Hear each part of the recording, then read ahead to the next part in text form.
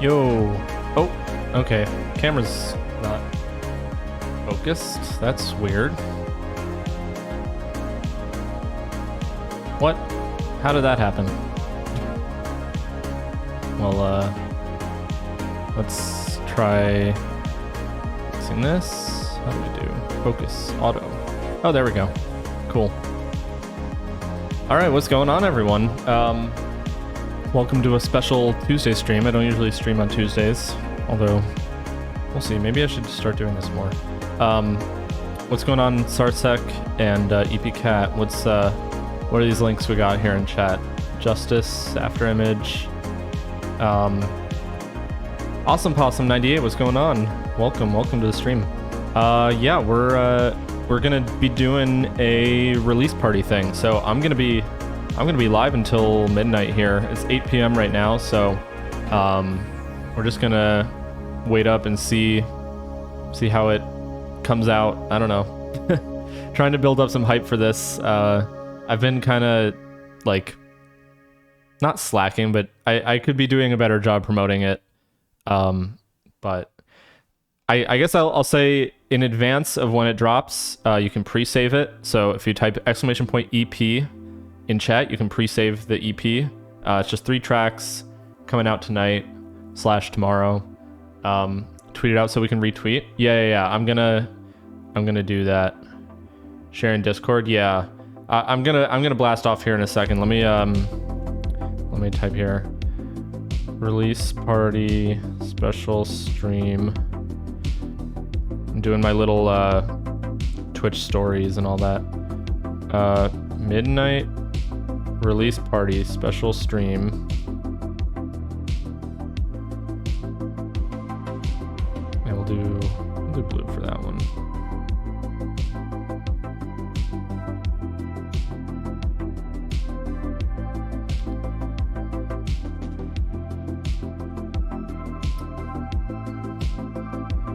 Live now.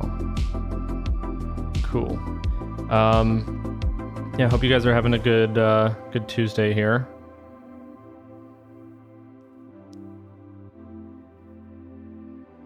Okay.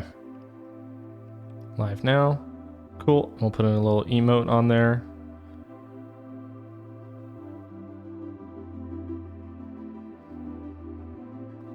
So you have 45 minutes for time guesser first? Yes, we're gonna get started with all that too.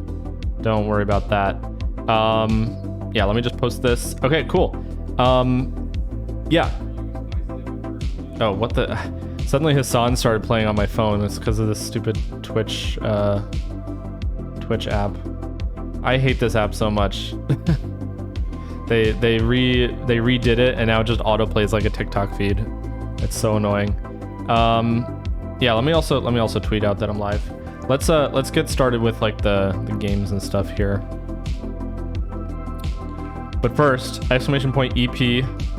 Go pre-save it if you haven't already. It's out tonight, so I'll have to change that command. Stream games, open all. There we go. I actually already did the mini. I forgot. So we're not going to be doing the mini crossword, the New York Times mini, but we'll start with time guesser, especially because Fango's here. Let me do this. What's it called? What was I just saying? Oh yeah, midnight release party special stream live now. Cool. I think I'm also gonna go live on TikTok. See how that works.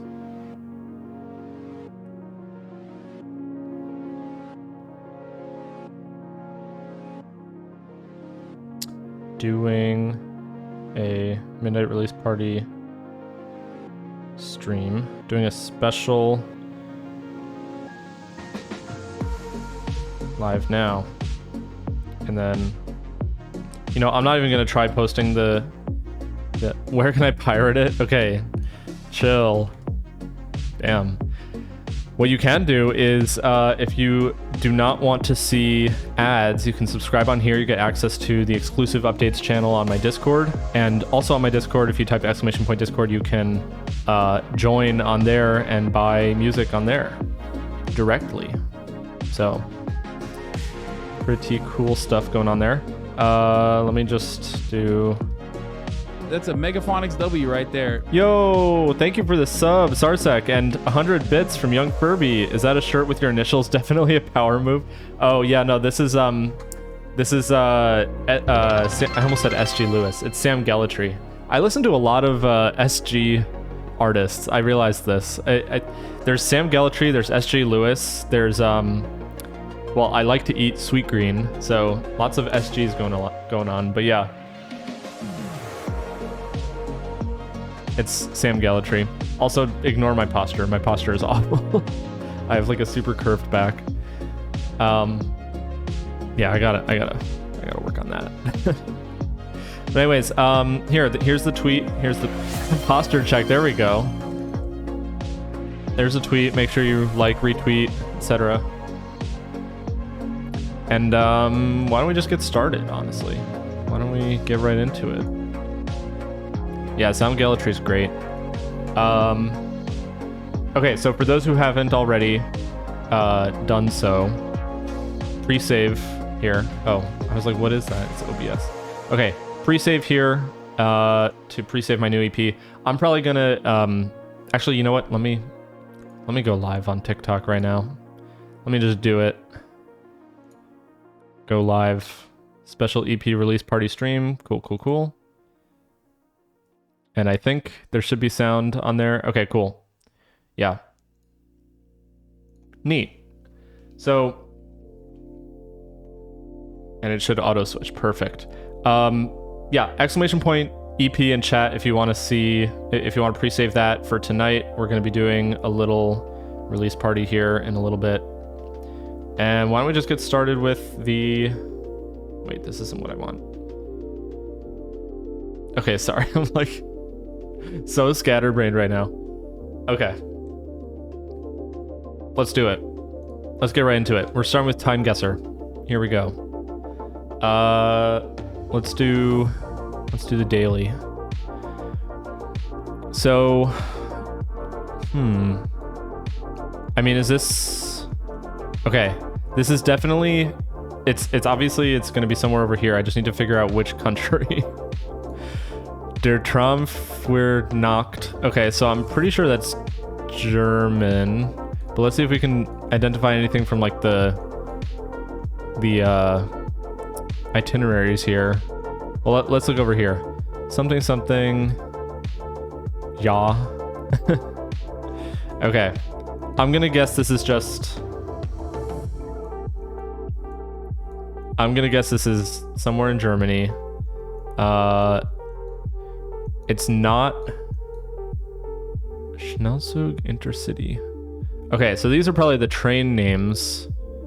And then these are probably where they're going. Geneve.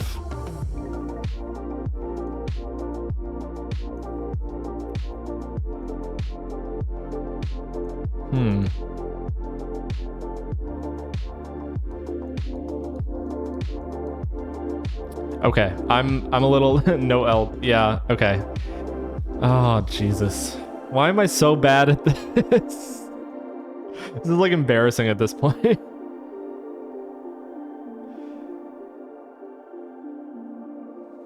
Okay. I don't even know what I'm looking at. Like, all these words mean nothing to me. Do we just do like...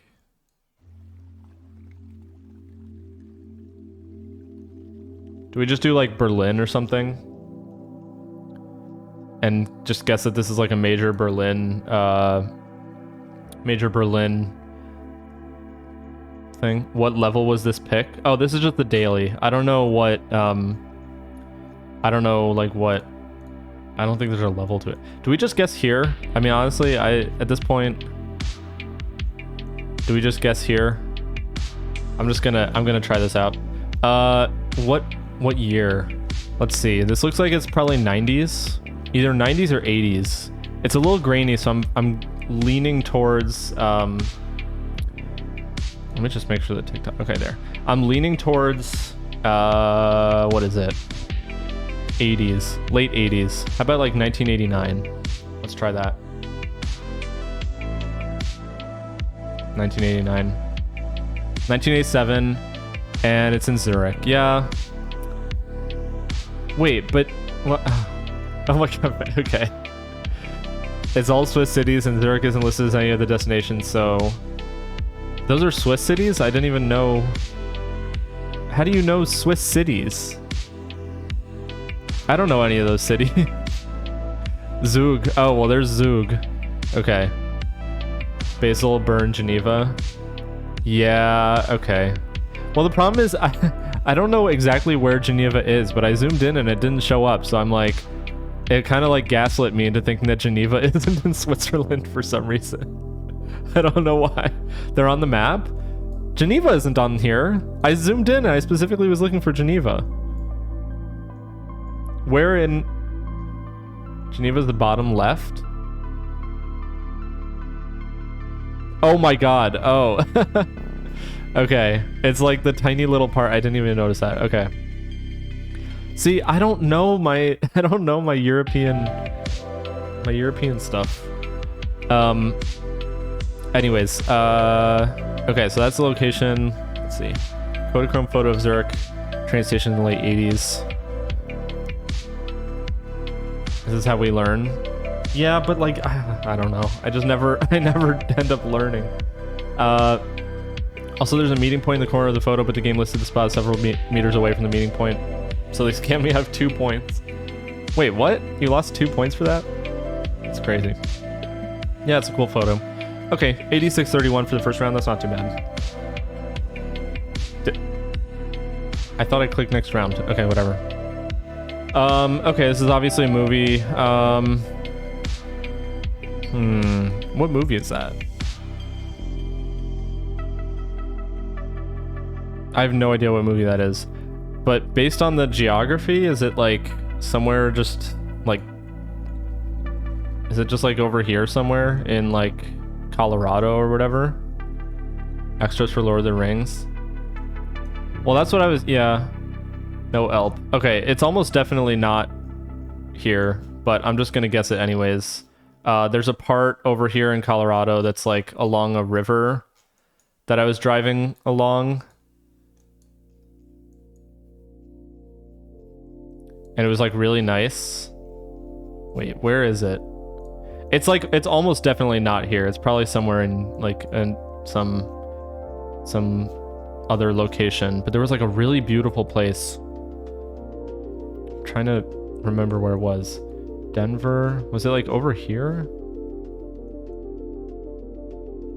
I remember it because it was near where I stopped to camp in my car at one point. So I'm gonna guess it's like over... I don't know.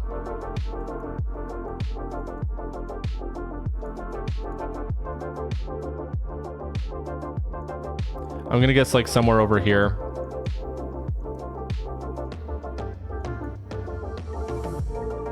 Let's try this. I actually don't remember it being like this, like looking like this. Oh my god, I don't know if you guys can hear you probably can't hear my cat. She's going absolutely insane. Let's try like here or something, I don't know. There, random guess, and yeah, what are we guessing for the photo? Like 2000... I'm gonna guess 2012. 2013. Oh, yeah, New Zealand. That's what I thought. Okay, Fango, tell me how I was totally... Yeah. This is a famous horrible scene from the Hobbit movie they filmed partially on a GoPro. Everything in Lord of the Rings. So this is the problem. I'm not a Lord of the Rings person, so... Oh, is she being annoying? Our cat's being very annoying, just screaming. Anyways, Yeah, I'm not a Lord of the Rings person, so I don't know anything about it. I know the special effects director for Weta, the special effects shop that does Peter Jackson's movies. You know what? I've never actually thought about how much work goes into a scene like this. Like just a couple of seconds of footage. Yeah. I mean, how are you gonna guess this though? Unless you literally are like I almost said League of Legends. Unless you literally are a Lord of the Rings, like, you know, fan, like super fan, you know all the locations of the filming and stuff. How would you know that? Like, did you guess this right, Fango? Anyways, the location was way off. It'd be hard to pinpoint, but most people know that Lord of the Rings was filmed in New Zealand. Yeah. That's just something that I don't know. But I didn't even think about being in the water with full makeup. The diver's there for safety. Yeah. Year was pretty good though. I got 49.50 out of that. Okay, location was way off though. That sucks. Oh man. Why is it upside down? I have to like try to read this newspaper upside down. Well, this says Mexico. This says MEX, so do we just go Mexico somewhere? I mean, obviously it could be literally anywhere in Mexico, but...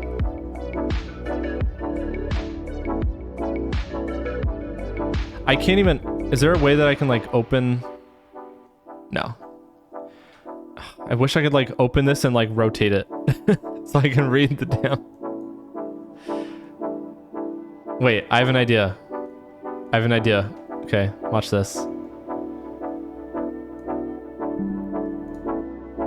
Okay. Wait for it. Does she want to come in? Oh. Cat is in here now. How do we rotate it? Is there no way to rotate this just as is? Okay, I guess I have to save it to my screenshots.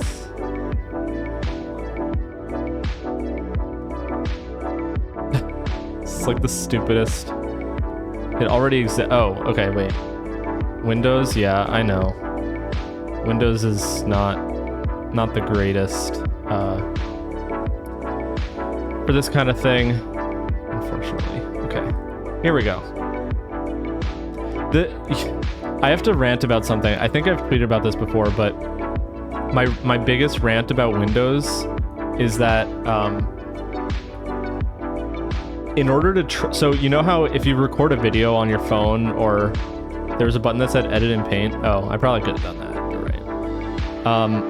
If you want to trim a video, even just like an MP4 video on Windows, you have to, first of all, there's like 6 apps. There's Movies and TV, Photos Legacy, Windows Media Player, like, I think there's, here, I kind of want to just take a look. I want you guys to see how insane this is.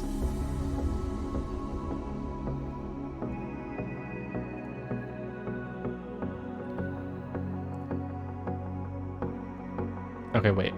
I'm trying to find a video that I don't just like dox myself. Okay. So here's an MP4, okay? If I open it like this, okay? How can I trim this? It says edit with Clipchamp. I don't want to edit with Clipchamp, okay? So this is Media Player. So if I right click it and I go to open with, okay? There's a few options here. There's Media Player, Clipchamp, Movies and TV, Photos Legacy, VLC, Windows Media Player Legacy, and guess which one of these you can trim a video with? It's only the Movies and TV. And then you open it in Movies and TV, and then you go here. Wait, what? It didn't yet. Oh my god, you can't actually trim it. Wait, this is how I normally trim videos. Now it's not working. What? Normally I go open with. Do I have to open with Photos? No, this is a different app. VLC should work for that. I know, but it's the principle of it, you know? Like, I want to just like, the fact that you can do it on an iPhone, you can literally just like drag the handles and save it and you're done. Like, you can't just, it's crazy. Anyways, we want to rotate this. Okay, let's try to read this. Frentara. Okay, so this is definitely Spanish. El Deporte al Dia. Okay, yeah. Yeah, this is oh, we have a weather map here. I don't know if that shows anything about where this photo is, though. I mean, is it safe to just guess, like, I don't know, Mexico City? I feel like if I guess Mexico City and it's like way off, then it'll be not great. So I'm wondering if maybe I just tactically guess in the middle of Mexico. And we guess, for the year, let's guess like 1978. We're guessing. Middle of Mexico, tactical guess. Oh, damn. Literally on the tip. Okay, well... QR equals Quintana Roo, the state at the tip of the Yucatan Peninsula. A lot of buses means it's probably next to a population center, so you got Tulum or Cancun, basically. Also, it's at 90 in the middle of the license plate thing. Wait, what? That's a 90? Oh. I guess. Wait, what year did I guess? I was 14 years off? Wait, what? Oh, the 70s. Yeah. Damn. Okay, well... we'll just take that L then. Car parked up at Tulum, an ancient Mayan walled city in Quintana Roo. Okay. I don't know. I don't know my Mexican states very well, so that's the... Oh, what's going on here? So there's some sort of fire. There's a Batman ad.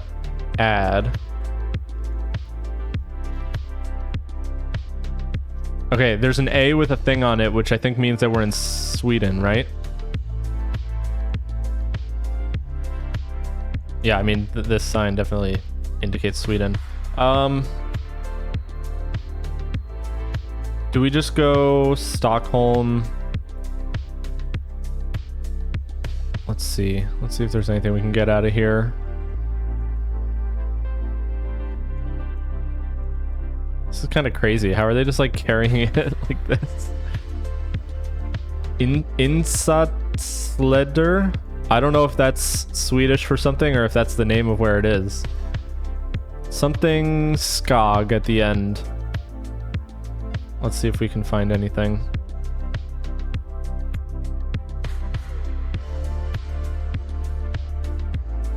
Cat's just at the door.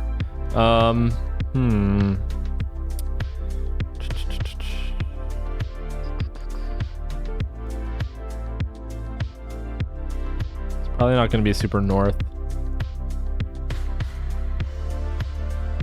It's like Beredskog or something. I don't know. Insatsleder. Beredskog. Damn, there's so many names. Is California like this? Like, is America like this? I just feel like every time I zoom in on somewhere, there's like 30,000. I guess it is. I don't know why I'm like acting so surprised. I just feel like when I think of like parts of America, it's very much like San Francisco Bay Area, LA metro area, Chicago, like all these things. There's like major, but then here it's like it shows all of the, I guess these are just like neighborhood names, right? It's just like throwing me off because it's like information overload. America has much lower density of towns than a lot of Europe because it's less dense. However, we definitely have just as many neighborhoods in our cities. Well, yeah, I guess that's what's throwing me off is like, since this is all in a foreign language, it's just like showing every name of everything. And I'm just like, I don't know what I'm looking at. Yeah, I mean, I genuinely don't know. Oh, this says, wait, is this in Denmark? It says Dansk. This thing says Den and it says Dansk. Are we in Denmark? Let me just see. If we are in Denmark, then it would probably be somewhere near Copenhagen, right?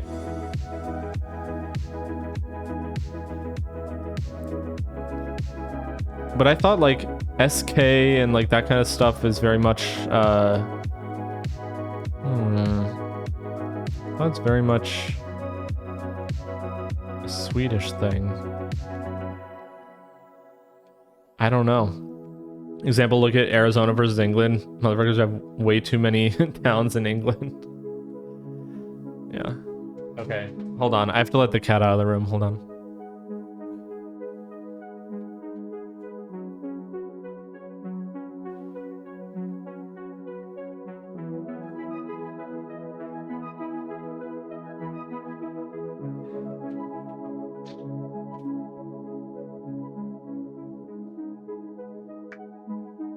All right. Oh, you know what? I should have some sort of like... I should have like a... Hold up. I should have like a countdown on screen here. Make your countdown timer for free. Here we go. He's telling so chat will spoil it for him. No, I just... Give You Love EP. And the countdown is for 12 a.m. Pacific. Perfect. There we go.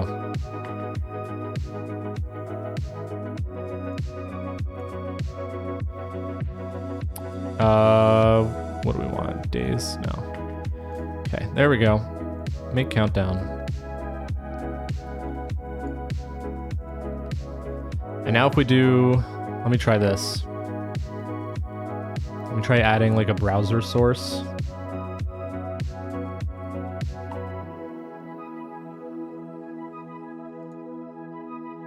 Cool, cool. We're doing it, we're doing it.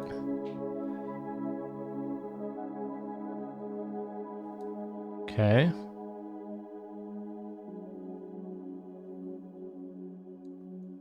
Boom. There it is in the corner. Let me add. How do I do this here?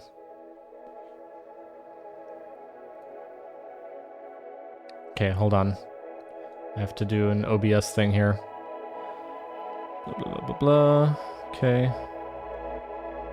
Oh.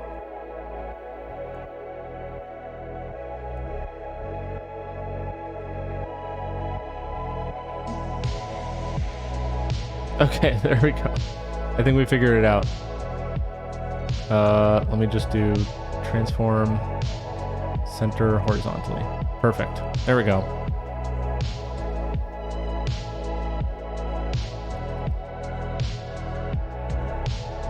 Center horizontally. Okay.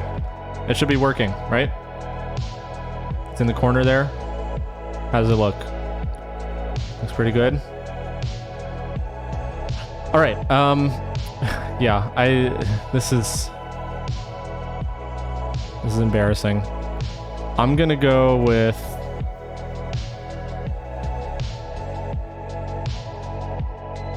Copenhagen. No.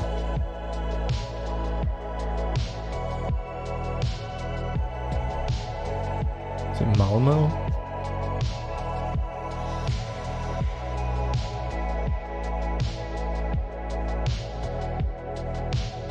Is it Gothenburg?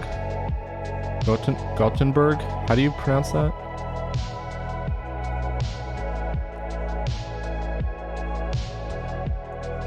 I don't know. I'm losing it. I don't know what's happening. Just gonna guess a random place. What is this really high shadow? Where's like the wait, I just saw it zoomed out.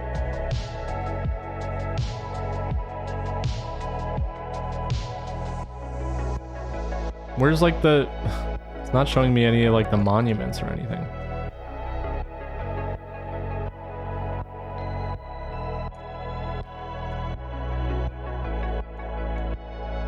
Oh, the cathedral? Is this the cathedral? No, right? Is it? Is it like over here somewhere? Was there a fire? I don't know. Okay, I'm gonna guess like right here. Why not? And we'll guess, it looks pretty recent, so let's guess like 2018. 2024. Oh, it is Copenhagen. Okay. Painting Fra Copenhagen's Bors being rescued from a fire in Borsen, Copenhagen's former stock exchange. That spiral building in the background is a famous building in Copenhagen. Danish and Swedish are very similar languages. Yeah, I think that's what threw me off. I mean, I should have gone by this Danish part thing up here, where it was like all about like, it said like dance and Danish and all that stuff. Okay, wait, so let me see here.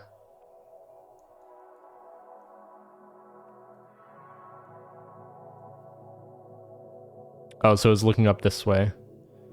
Damn. All right. Whatever. 76, 72, and it's 2024. That really messed me up. I feel like I should just assume that if they have like something that looks like it was in the past however many years, it's probably a 2024 or 2023 inclusion. Because I feel like all of these dailies have like at least one that's like within the last year, if not this year. So I should probably just go off of that.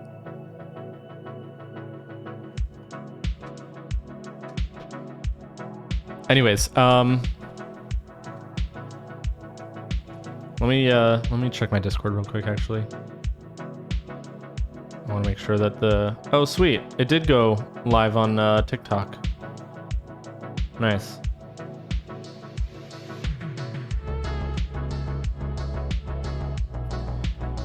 It like sent a live ping on my Discord. Speaking of which, !Discord in chat to join the Discord if you haven't already. Okay, let's do this one. God bless America. Remember Pearl Harbor. Okay, is this just the people returning from Pearl Harbor? What is this? No, why would they have a thing that says remember Pearl Harbor right after? Okay, Anthony's Waffle Shop in the background. God bless America 10. Wait, what flag is this in the background?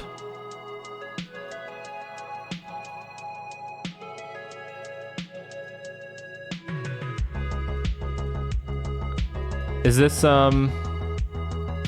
Hey Sarah, what's going on? Welcome to chat. Let's see. Is it gonna be like somewhere along the border, maybe? El Paso?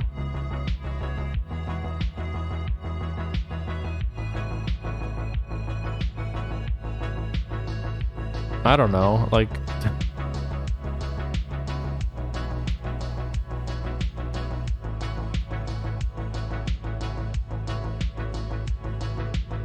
Congrats on the release. Thank you. Yeah, it's coming up in a few hours there in the corner. Very excited. I'm gonna go with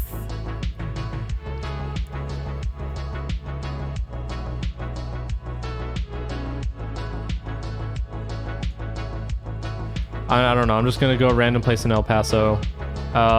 Let's see. Remember Pearl Harbor. So maybe sometime after that. So like,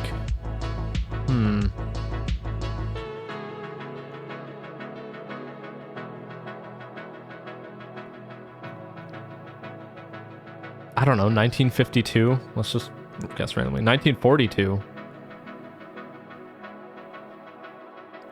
A Charro Day fiesta, which celebrates the friendship between the United States and Mexico in Brownsville, Texas. Okay, so I was way off on the border. Border town. I mean, I was right on the fact that it is a border town, but I was wrong on the where it is. I was 10 years off. How? Am I crazy, or how would they already be doing Remember Pearl Harbor stuff at that time?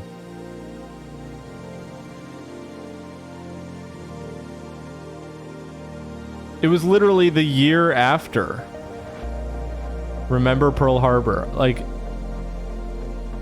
yeah, I just feel like it's one thing to be like, remember Pearl Harbor like 10 years after the fact, but to be like remember Pearl Harbor like the following year is like you're like in the middle of World War II and it's like remember Pearl Harbor, and it's like, what, we're still fighting the war. Like, what are you talking about? Never forget 9/11. Yeah, never forget. Yeah, I don't know, I just feel like that's it threw me off because I was expecting it to be like much later. Anyways, yeah, so I was off on the year by quite a bit, off on the location. That was not a good run. Oh shit, I'm on the final score. Yeah, that was a bad. Look at how far off I was for that one round. Fango got 41. I got 31. Oh well. Okay, we move on. What's next? We got Betweenal, and then we'll do Bandle. And then I think we're just gonna do some like some music, some fun. I don't know. If you guys have anything to react to, down to do some reacts. Let's do the daily word here on Betweenal. So I'm gonna start with like lunch. That's a good one to start with. Okay, so it's before lunch alphabetically. Let's try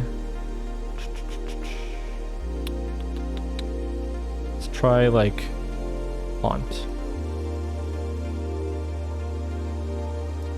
Wait, let me find something. Okay. Yeah, I'm down to do like reacts or whatever. Just trying to honestly pass the time until until the EP releases in 3 hours and 11 minutes Pacific time. Oh, I should mention, so the EP, first of all, !EP in the chat on Twitch if you want to get a link to pre-save the EP before it comes out. It'd be much appreciated. Also, Mizu, what's going on TikTok? How's it going? Yeah, basically, if you pre-save it, then you'll just get it like before it comes out, saved in your library. Also,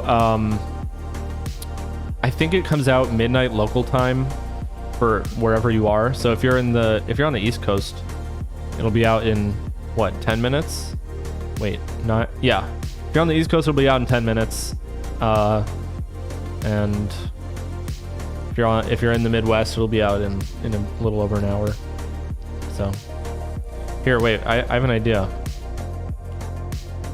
We will check it out here, see if it comes up. Okay, we'll just refresh this. I was listening to New Jeans. Okay, we'll refresh and see when it comes up. What about us Pakistanis? It should already be out. Is it Wednesday in Pakistan? Oh, why am I on here? I meant to go on here. It should already be out. By the way, if you don't want to see the ads on Twitch, make sure you subscribe for $5 or for free with Twitch Prime by connecting your Amazon Prime account to your Twitch account. And here's the ad coming up on Twitch. Also, if you're watching on TikTok, you can subscribe and join the community. If you click in, I believe it's the lower left corner on TikTok, you can subscribe at a few different tier levels and you get access to some different things, including Discord. So on both Twitch and TikTok, you get access to an exclusive updates channel on Discord where I sort of give like teasers and stuff. Oh my gosh. Time guesser, guess what time it is in Pakistan? Yeah, I don't know. I don't know my time zones. That's the problem. What is it like? I think it's like 8 hours ahead of Pacific time in the UK. It's either 8 hours ahead from there or 8 hours ahead from Chicago. I can't remember which. But anyways, I was talking to my one of my family members lives in the UK and they want us to visit. And I've already been out there last fall for a wedding, so you know, I've already been there, but then I was like, you know what, if I'm only going to be there for like a few days or a week, it's really not worth it for me because it's like, what, 14 hours? I just told you what time it is. No, I know, I'm just saying, like, Fango is saying, guess what time it is. Like, I wouldn't know off the top of my head the time. But yeah, so what was I going to say? Oh yeah, the flight to and from San Francisco, where I am, to like London or Manchester or whatever, is like 14 hours or like 12 or 14 hours, something like that. So it's not so easy for me to, you know, it's like 4 or 5 extra hours beyond flying from Chicago, which is where the rest of my family is. So I don't know. It's just like I have to literally go for like a very significant reason or something to justify it, because that's just like so much traveling. It's already here for me. Let's go. Post screenshots on Twitter and I'll repost them. I'm at the point where I don't even care about X. I just say Twitter. Like in the descriptions and everything.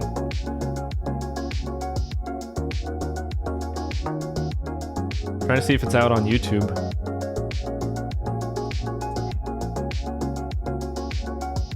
Something's out on YouTube, but I don't think it's live yet.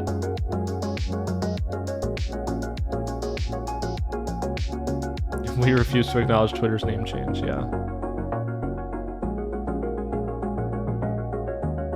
Does that mean us on the East Coast will get in a couple minutes? I think so, yeah. I think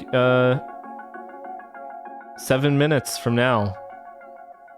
It should be on the East Coast. I'm on the West Coast, so I literally won't get it for another 3 hours. I say this as though I didn't make the music, though, so it's definitely yeah. Okay, let me try like Ghost. Okay, so it's between Ghost and Haunt.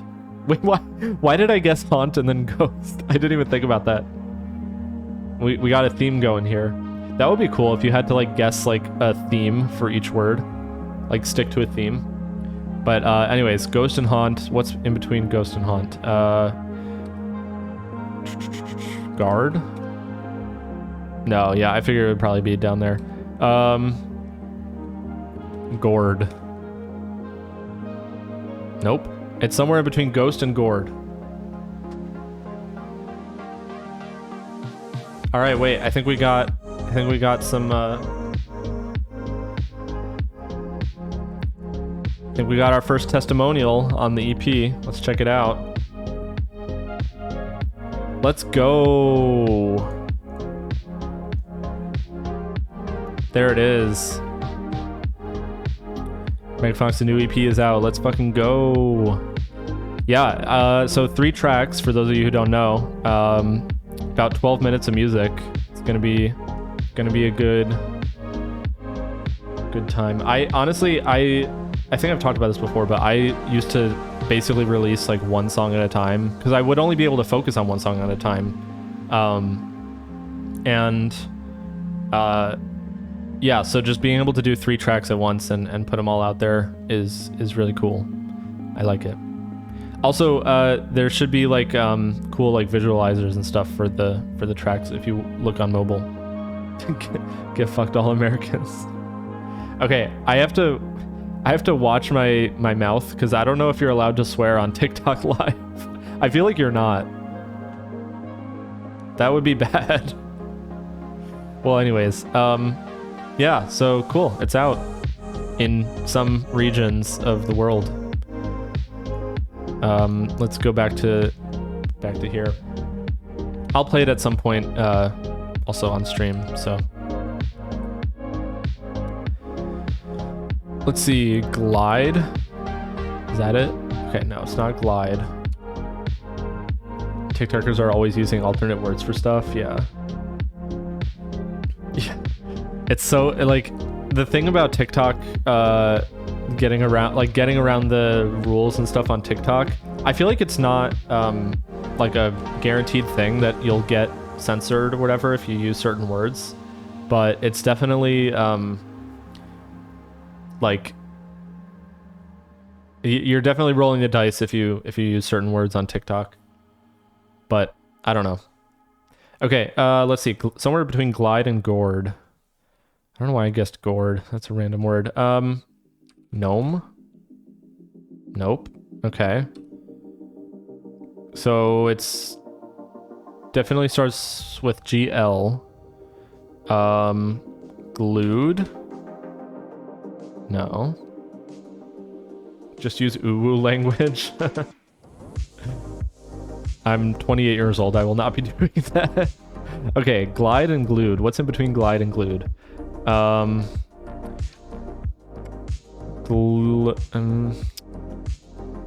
don't think it can be GLU glubs. No. Is that even a word? GLO.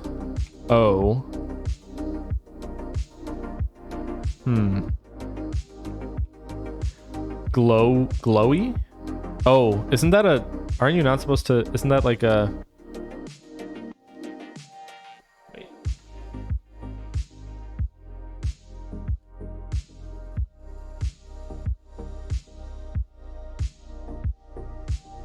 Okay, well anyways,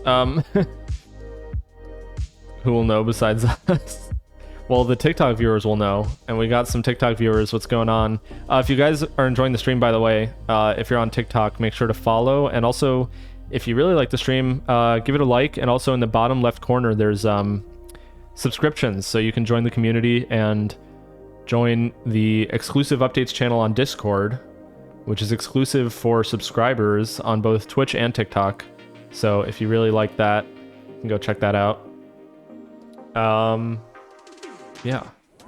I feel like I should promote that a little more. Every time, like, every so often I should promote the subscriptions to support the community.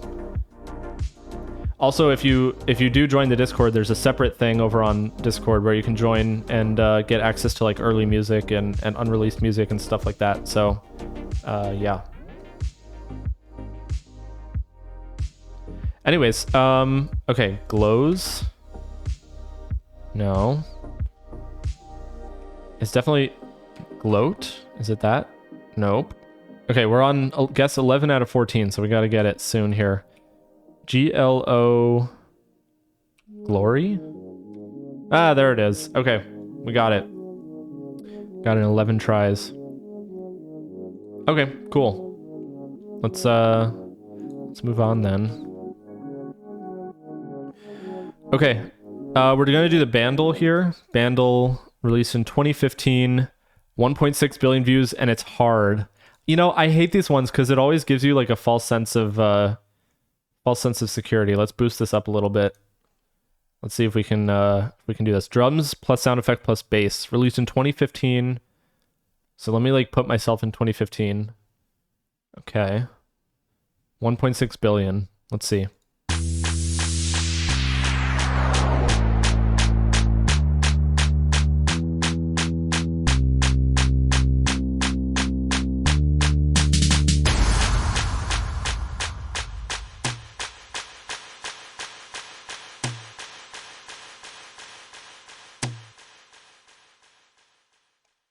What?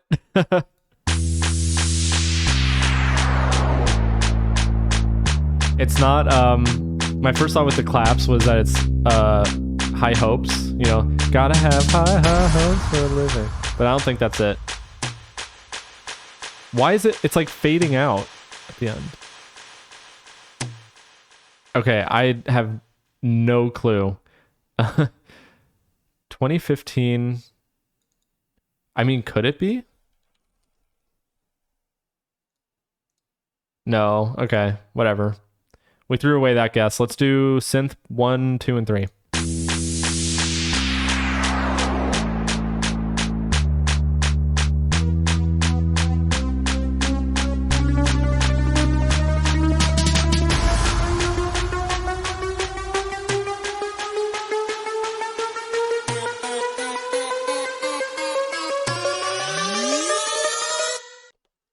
What song is this? I should know this because it's like...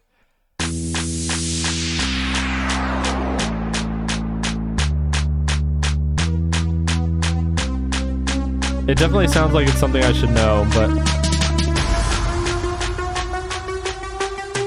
I don't know any of that. Okay, Brass Ensemble. Let's check this out.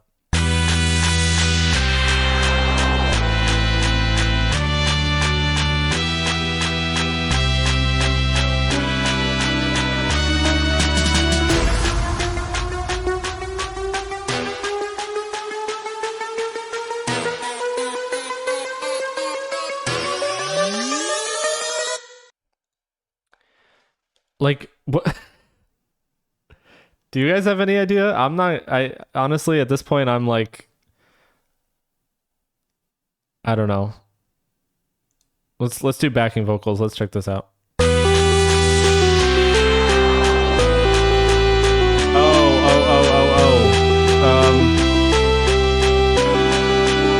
What's the?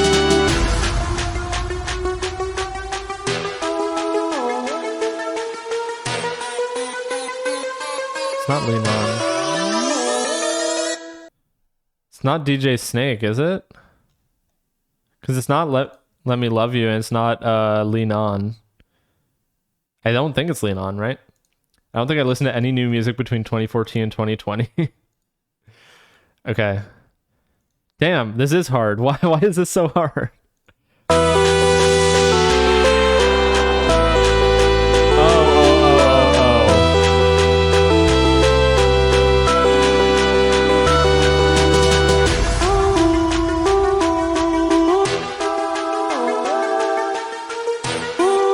Yeah, what is it though? I don't know. I don't know. I can't remember. Also, what's going on, Readout Drew? God, I can't remember. Like,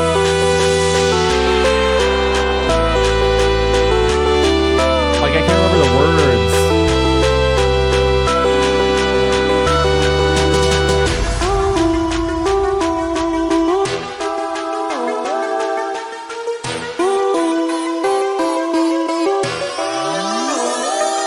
I give up. I don't know.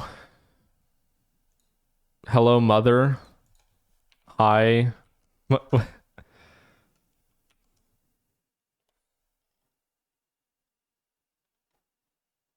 Hey. Hey, hey, mama. David Guetta featuring Nicki Minaj, Baby Rexha, and Afrojack. Okay. Yeah, I don't actually know that song. I actually, I mean, I know it like vaguely in the sense that I've probably heard it and it's like recognizable, but I don't know it by name. I will say that, like, you know, as a musician, isn't this a song that solved racism? No. This is, I mean, David Guetta is the DJ that solved racism, but this is not the song. The thing about music is, like, you want to make stuff that will obviously be memorable, right? I mean, obviously there's a whole industry around fast music, not fast music, but like fast fashion kind of music, where it's like, you know, you just want that summer hit for that 1 year, you want to, you know, get the Grammy, whatever, and then just like move on. But this is one of those tracks where, like, 1.6 billion views, released in 2015, and who remembers it? You know what I mean? Like, all these names on it, and like it's none of their biggest tracks. You know what I mean? So that's why that's why you didn't get it, because you put your mind onto 2015 before racism was solved.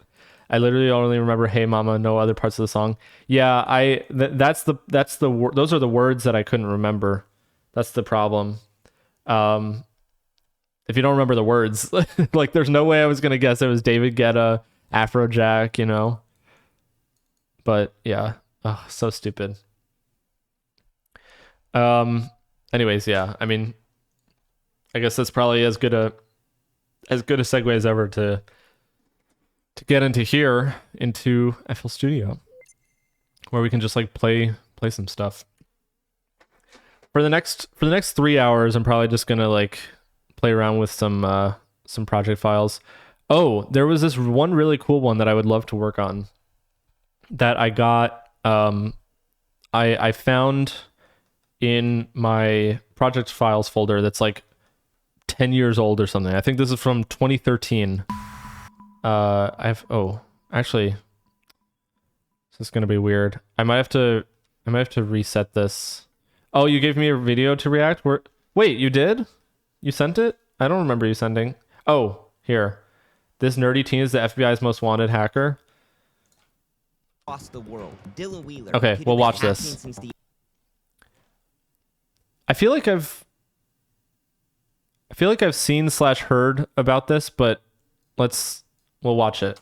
Facing a litany of hacking charges across the world, Dylan Wheeler, a kid who'd been hacking since the age of 12, was a fugitive on the run. With a group of teenagers, he had stolen $100 million from Epic Games, Okay, we're doing Valve, reacts. Microsoft, hell, even the US military. And while the other teens were now locked up, Dylan Okay, let had me do escaped to captions. Poland. But now he was broke.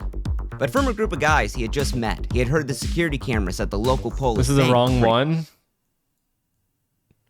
You gotta send me the right links if you want me to.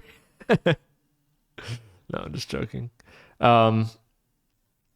Okay, Hassan has seen this one. Yeah, I was gonna say this seems familiar.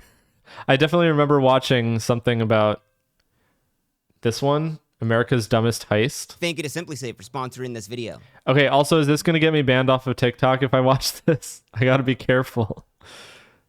Can I not put this below? Oh, whatever. Okay. There's no safe, Oh. like SimpliSafe. What? Where's the... Inside the bank vault, security guard David Gant had to make the biggest decision of his life. Trying to Commit put- the largest bank Okay, there. heist in history, going on the run as an internationally wanted fugitive, evading the FBI, Interpol, Mafia, and even Mexican hitmen trying to kill him, all to get in an old coworker's pants, or Oh, just go back home to his wife, who was making hamburger helper for dinner. It was so tempting to David. Living paycheck to paycheck, he could use that money to solve every little problem he had, he thought. And even better, if he took the cash, he'd get to leave his wife and never see her ever again. And although David hadn't even stolen as much as a pen from his work, on October just say ice cream's so good every 30 seconds and you'll be good. Oh, geez. Okay. 4th, 1997, David grew a pair of steel huevos and took the money and ran, stealing $17 million in a heist where every little thing went wrong. The Loomis Fargo heist is one of the most insane stories I have ever read about. So enjoy. Is the volume okay, by the way? Living in a Should trailer I turn park this up? with a dead-end job, at 27 years old, There we go. David I think Gant's that's better. life was unremarkable. With no friends, No, a wife actually. he had settled on, every day was just more TikTok really cares about copyright. That's why they only let you watch an entire movie 1 minute at a time. Okay, say what you will about TikTok copyright, like the whole movie thing where you can just like watch movies, but it kind of slaps. Like, yeah, obviously, if the edit is bad, then you know it's super hard to follow, and you know, I don't like that. But sometimes I'll be scrolling through TikTok, and it'll get to like a movie scene, and I'll just sit and I'll just watch the movie scene. And also, this wasn't even a TikTok thing. Like, I used to literally, if I had a favorite show or something, I would like look up. I would get recommended like a scene from that show, and then I would just get recommended like 10 other scenes. The most recent thing this has happened with is Silicon Valley on HBO, where I'll just get clips from Silicon Valley and I'll just like watch them. It's like 2 minutes, and then I'll get another one. I'll watch another 2 minutes, and it's not even like from the same episode necessarily. It's just like, I don't know why. I just love like reliving shows like that. I don't like going back and rewatching like an entire show. You know, I just feel like that's a lot. And it's like I've already seen it, so it's not even that.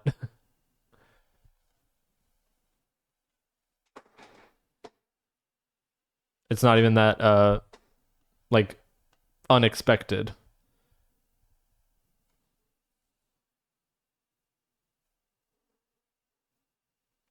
Anyways, okay, let's get back to this one.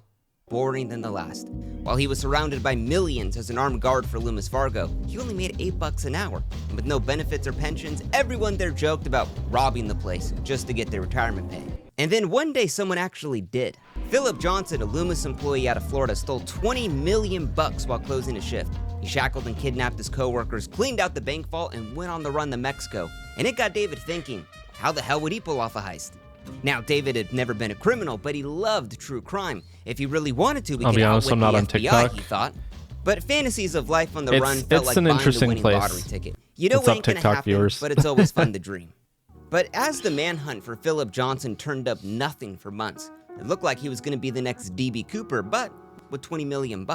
And that's when David got a call from an old crush that would change his The DB life Cooper thing forever. is crazy. I think about DB Cooper every now and then. It's just so weird. Like, yeah. Did he die? Did he change identities and no one ever found him? I mean, now he's definitely dead, but, you know, who knows? Picking up the phone, David was excited to hear Kelly Campbell's voice. His old co-workers and close friends, David had a huge crush on Kelly, and she knew it. She chugged beer, she was bold, she was everything David's wife was not. But Kelly said times were tough. She was broke, trying to divorce What her if he's husband, immortal? and David could relate, being up to his knees in debt. And after talking about Philip Johnson's heist for hours, she just straight up asked him, how would you feel about robbing Loomis Fargo? While they were both desperate for cash, there was no way she could be serious, but he listened in. Now, Kelly said she had a childhood friend in the mob, Steve, who would help them out, and it was a real simple plan. David would just steal the money from the Loomis vaults, hand off the cash to Kelly and Steve, the money would get cleaned by the mob. With a fake ID, David would escape to Mexico, where his share of the heist would be cleaned and wired to him over the course of months. And assuming the haul was $5 million split 3 ways, he'd be a multi-millionaire sipping Patron on the beach, while the FBI would have no idea where to look, because the money would be held where it had no connection to David. It was enough to set him up for life. It seemed foolproof, they thought. What would it take for... Okay. I feel like with crime stuff like this, if you are just like a normal person and you're just thinking about stuff like this, like you're too dumb for it. You know what I mean? There's a certain level of, I don't know what I'm talking about when it comes to organized crime, honestly, obviously, but I just feel like if you're, planning this kind of thing and you're like, oh, they won't be able to trace me. Like, they can trace you. I feel like the only people who can, Mega seems to be an expert here. No, do you know what I mean? Like, the only people that I feel like are qualified to evade authorities, like, actually, are people who are like at the high levels of authority and like know how like an entire agency would try to catch a criminal. Like, think about it. If you think you're smarter than an FBI agent or whatever, like, for 99.999% of people, you're not. Unless you're like an FBI agent, in which case you probably are smarter than other FBI agents. Leopold and Loeb could do it. I don't know who that is. For you to do it, Jesus. I'm gonna be real here. This is full transparency. If you make a reference that I don't know, I'm just gonna straight up tell you I have no idea what you're talking about. And this happens very often because I do not know many things. There were a couple of rich kids who decided they were too smart and could do the perfect murder in like the 1920s. Well, but we know now that they did it, right? So something happened. What is this? Leopold and Loeb. 2 American students who kidnapped and murdered... Oh, Jesus Christ. They committed the murder characterized at the time as the crime of the century, hoping to demonstrate superior intellect, which they believed enabled and entitled them to carry out a perfect crime without consequences. After the 2 men were arrested, they retained them as lead counsel for their defense. 12-hour summation, blah, blah, blah, blah. Both men were sentenced to life imprisonment plus 99 years. Right, so like... it was the trial of the century. Yeah, holy eyebrows. They did not do the perfect murder. Oh, you're right. They decided they were too smart and could do the perfect murder. They did not do the perfect murder. Exactly. To be honest, just live in a Southeast Asian country and bribe your way out of trouble. I say this as someone who lives in Southeast Asia. Yeah. Anyways, yeah, this is exactly what I'm talking about, where it's like, you can't, like, no matter how smart you are, you're not smart enough. Said. Now, David knew there was no way in hell he was doing this. He had never been a criminal. He had a family to support. But Kelly's question slapped him in the face. You see, growing up, David's dad had given him the American dream. A suburban home, trips to Disney World, Wonder Bread, all on Clarence a truck Darrow's defense is good because of an early instance of people being against capital punishment. Wait, who? Oh, Clarence Darrow here. 12-hour summation at their sentencing hearings noted for his influential criticism of capital punishment as retributive rather than transformative justice. Oh, interesting. Okay, but that's like, I don't know. I just feel like killing a 14-year-old boy is... No, I know. Okay, I don't know. It definitely does feel very challenging to stick with like the anti-capital punishment and in favor of like transformative justice kind of thing. When you're faced with something like this, it's very difficult to keep that. He was super pro-union. He defended John Scopes at the monkey trial. He opposed capital punishment, pushed ACLU forward, and so on. Okay, that is pretty cool. Clarence Darrow. Interesting. What's the Scopes monkey trial? What is this? Made it illegal for teachers to teach human evolution at a state-funded school. Deliberately staged in order to attract publicity.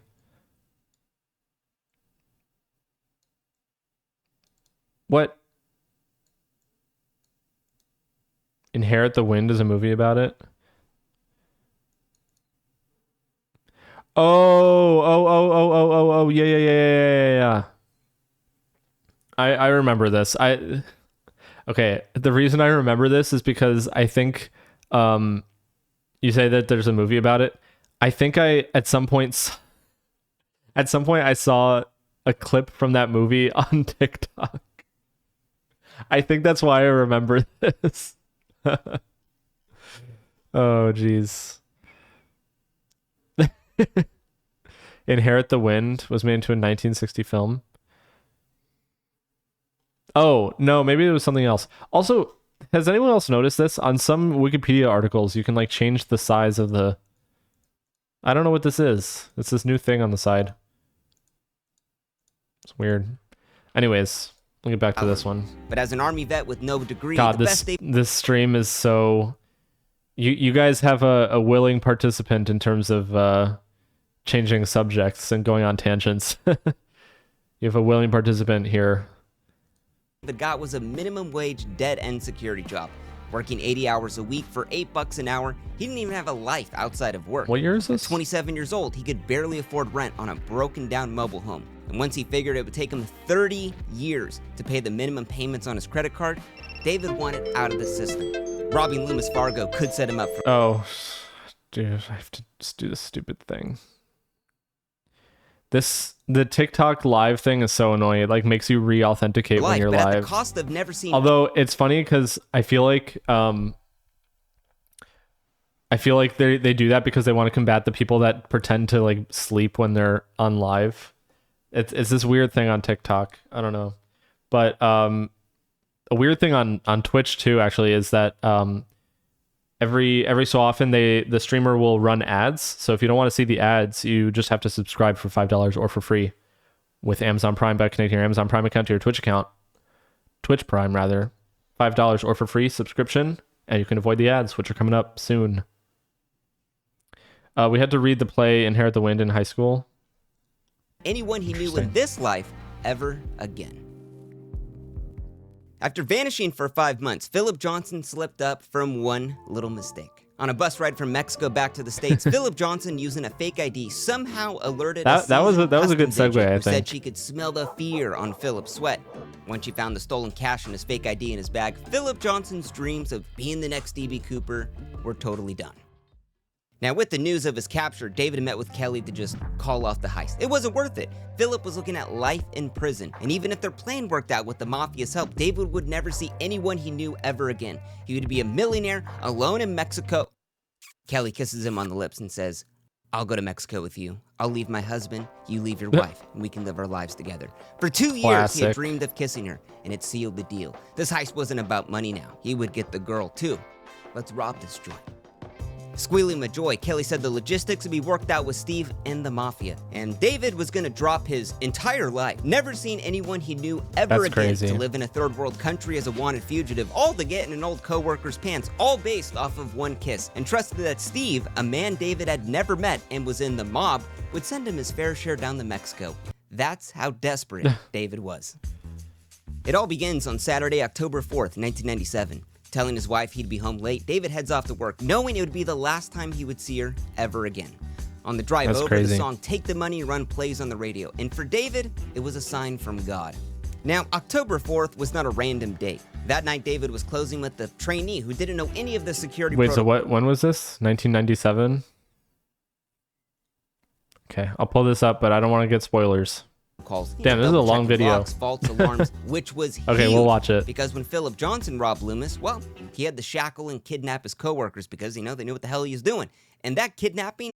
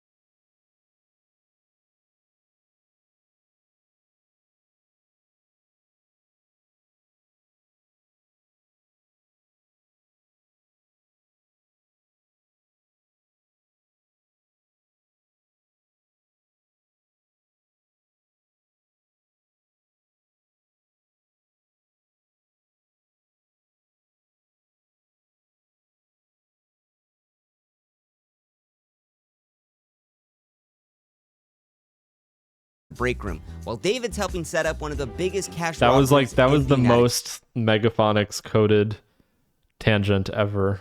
I'm sorry. States. It's funny that you say nerds because I don't know, like it's only funny to me because you're not supposed to get it.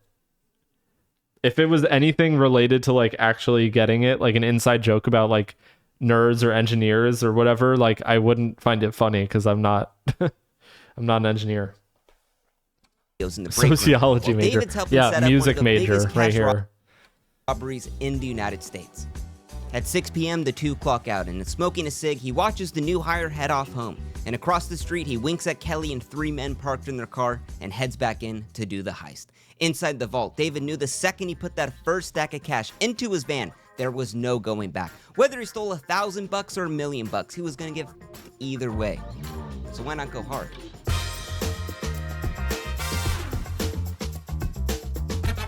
How do you like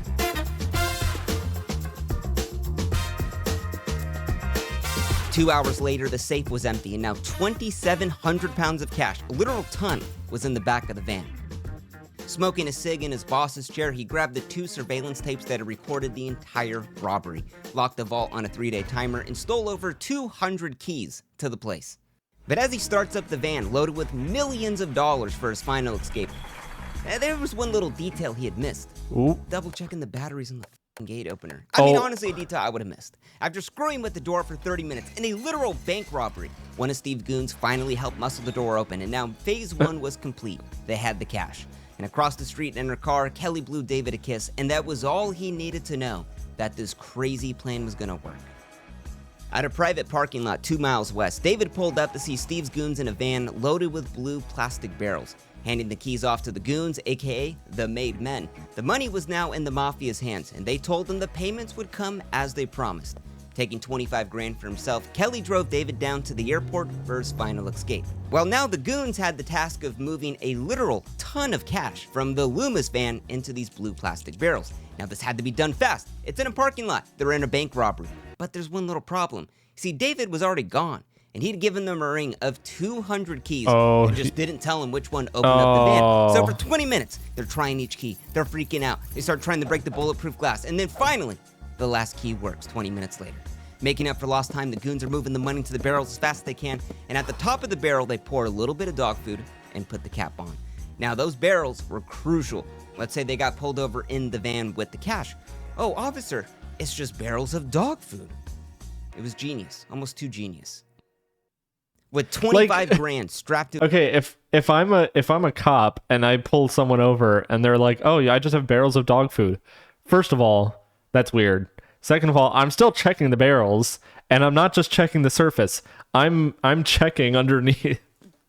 Like this isn't. Oh, it sounds too good to be true. It's like I feel like they didn't even think about the fact that like if you, I don't know, whatever. To his chest. That David sounds like a very easy Kelly way to hands slip him up. his new ID, Mike McKinney, and gives her a kiss goodbye. But something was a little off.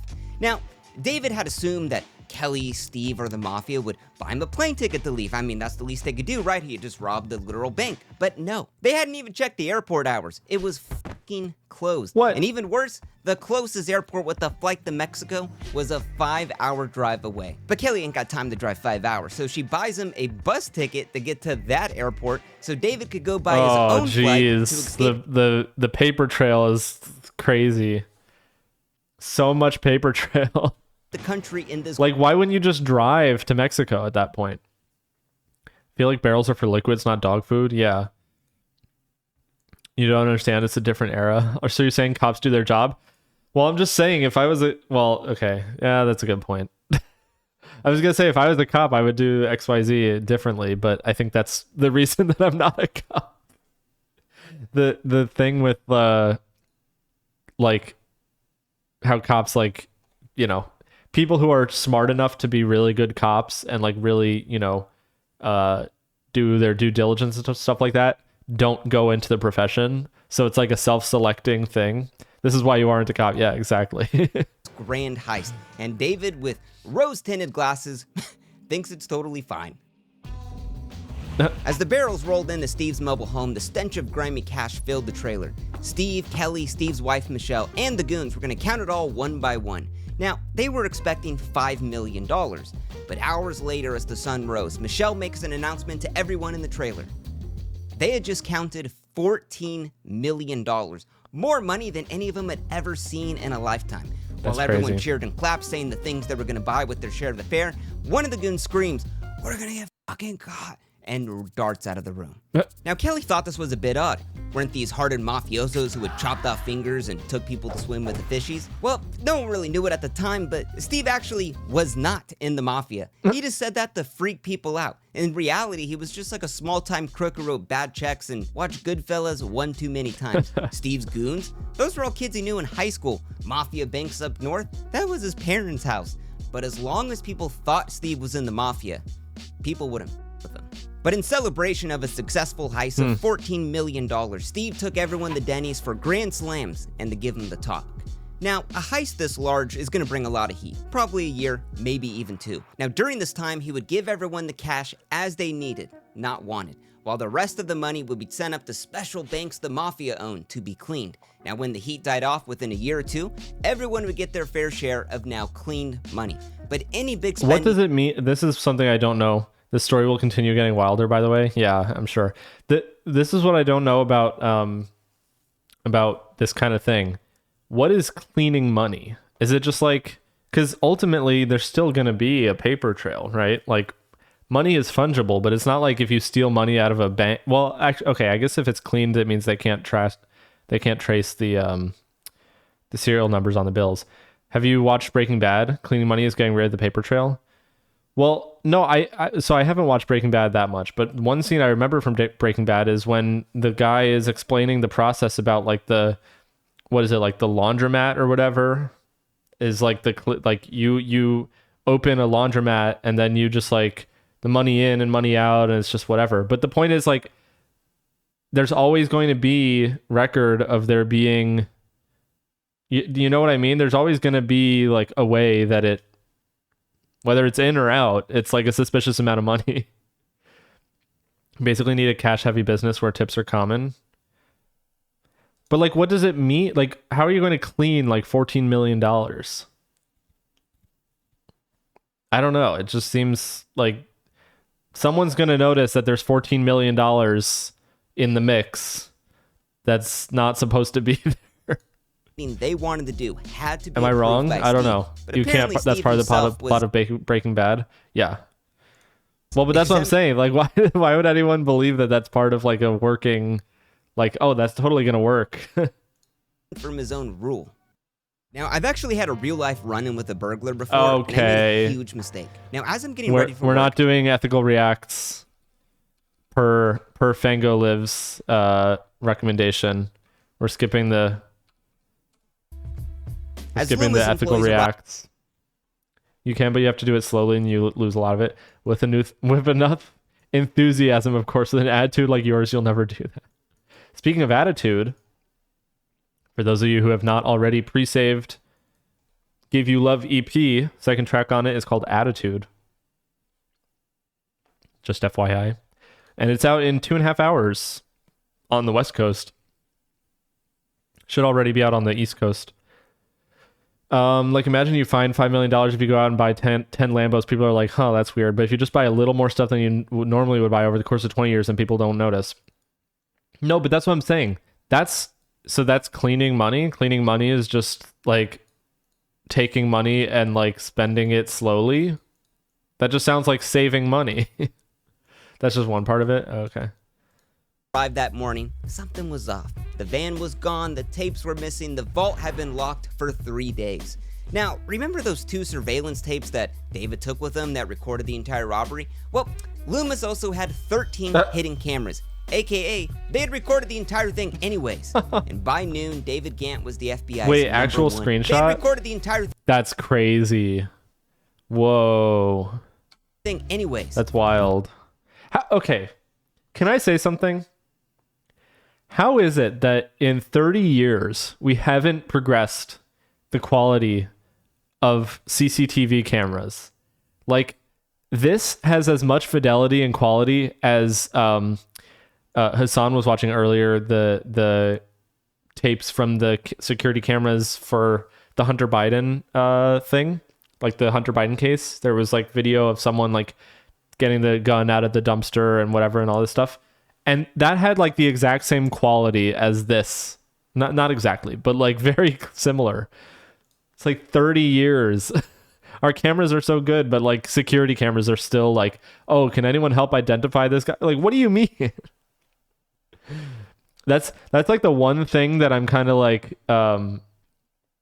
that you know how people are like skeptical and cynical and are like, oh, I'm being watched. Like public cameras out in public, it's like they track you and they use facial recognition. It's like, if you've seen half of the cameras out in public, I feel like you would not be so paranoid. I don't know how well they can identify random people just like out in public. Anyways. By noon, David Gant was the One thing Mafia Etc. might do sometimes is buy a winning lottery ticket from someone. Oh, interesting. FBI's number 1 suspect. Only problem though, they didn't know where the hell he was at. They looked at flight records, bus tickets, friends, families, rating, immigration. Nothing was coming up. His wife said he had to have been held hostage. I mean, he had made a dentist appointment for the next week, and with no criminal record, the FBI had to seriously consider this. Because with how much cash David stole, this didn't look like a one-man job. So the question was, did David work with help under a gun or under his own free will? And David's wife was really tortured with these 2 theories. One, David had ditched her forever, acting like someone she'd never truly knew. Or 2, David was dead. Now Steve and his wife, were idiots. While they told everyone to hold off on spending any big bucks, they had been looking at mansions to purchase with their heist money for the past month. Mind you, they lived in a trailer park. So the day after the heist, no joke, Steve signs an offer to buy a $635,000 Now, why would you do in that? straight cash. Told the buyers it was all cash from his gambling winnings. But then later that day, Steve's wife, Michelle, walks into the bank with the briefcase and asks the worst question you could ask as a criminal to a bank teller. How much money can I deposit without it being reported to the IRS? What? The teller says $10,000. So Michelle, thinking she's all clever, pops open the briefcase with 200 grand, takes one small stack, removes a couple bills, and hands it to the teller and says, "It ain't drug money, here's 9,500 bucks." Technically, she wasn't lying. Yeah, that deposit, it was reported to the feds anyway. Yeah, I'm like, what? Landing in Cancun, Mexico, David felt this was his new chance at life. Now, to coordinate the money being sent down and plan their future together in Mexico, Kelly promised she would be at the exact same Circle K Also, payphone. what's have they changed the reporting amount for deposits? Isn't it still like 10,000?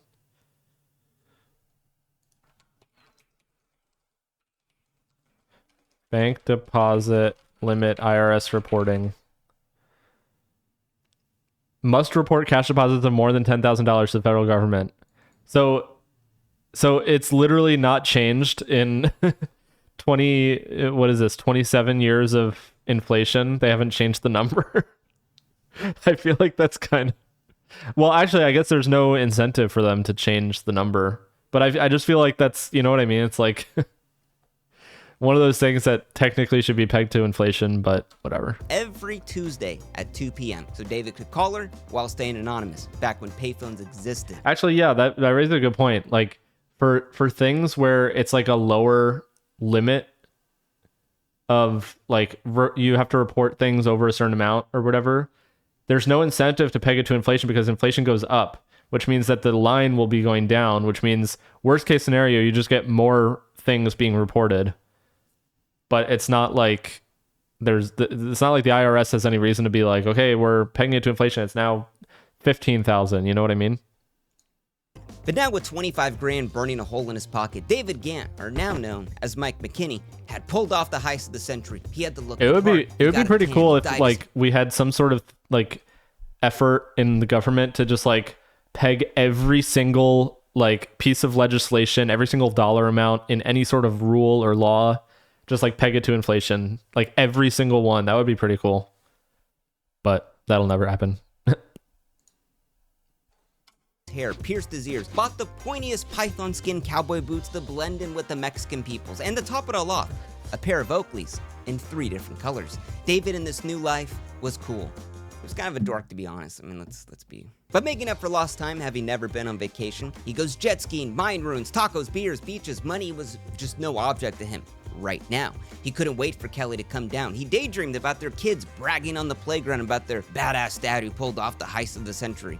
But every Tuesday when David asked her when she was coming down, she always said it just wasn't the right time. But for David, it was the perfect time. According to news reports, even a month later, the FBI still had no idea where he was at. But then David also knew the FBI also played their cards very close to their chest. Now, all the FBI needed was just one thread to lead him somewhere. They had nothing. They'd put up a $500,000 reward, blasted his face on TV, nothing. But that one thread would actually come from a coworker who said David's only true friend was Kelly Campbell. Rolling up to her mobile home, Kelly told the FBI she had heard all about the robbery, and she was so shocked because, oh my God, David was such a close friend. She said they hung out and they smoked weed, but the last time she'd ever talked to David, well, it was 3 weeks before the heist. And while the feds insisted she do a lie detector test, Kelly refused. They knew she was hiding something. Was it an affair? What? Maybe it was. But okay, in 1997, were they still relying on that shit? That's crazy. Have there been like Supreme Court cases or whatever about like lie detector rights? Because if not, that's crazy. You can't just like immediately be like, we're suspicious of you because you won't take a lie detector test. Snitch. Was the weed, or maybe she was involved. Oh, the with weed robbery. thing. But it wasn't just the FBI breathing down Kelly's neck. David demanded an answer to when she would come, when he would get more money. So Kelly just goes to Steve to figure out what to do next. In Steve's new mansion, he had all the accoutrements of excess. Robert E. Lee paintings, Baccarat crystal chandeliers, Robert E. Lee statues, and the crowning jewel, an Elvis painting on velvet, gifted by the previous owner. The place was beautiful. Yeah, the place was gaudy as shit. Now, with the money being controlled by Steve, Kelly visited weekly to get cash for, bills and rent, and somehow just saw no problem with Steve's excessive spending. I mean, he was a mobster after all, right? Because this whole heist wasn't actually Kelly's idea, it was actually Steve's, and David was just a pawn. Kelly had never actually planned the move to Mexico. She knew David would be willing to commit the largest heist in history just to get the box. And Steve's master plan? String David along for as long as possible. A month later in Mexico, David had nearly spent all of his money. To stretch his dollar, he moved from the 5-star resort with lobster dinners into a cheap Mexican motel filled with top ramen. In the nighttime, he partied at Cancun's seediest clubs just to forget the mess he was in. Desperate, he demanded $50,000 from Kelly, but her story was always the same. She'd talk it over with Steve. Maybe next week, she said. And David, a man who had left it all behind in dreams of getting the girl and becoming a millionaire criminal, was now going broke in a third world country. Wherever you go, there you are. And David was now forced to penny pinch just like how he did at home. Yikes.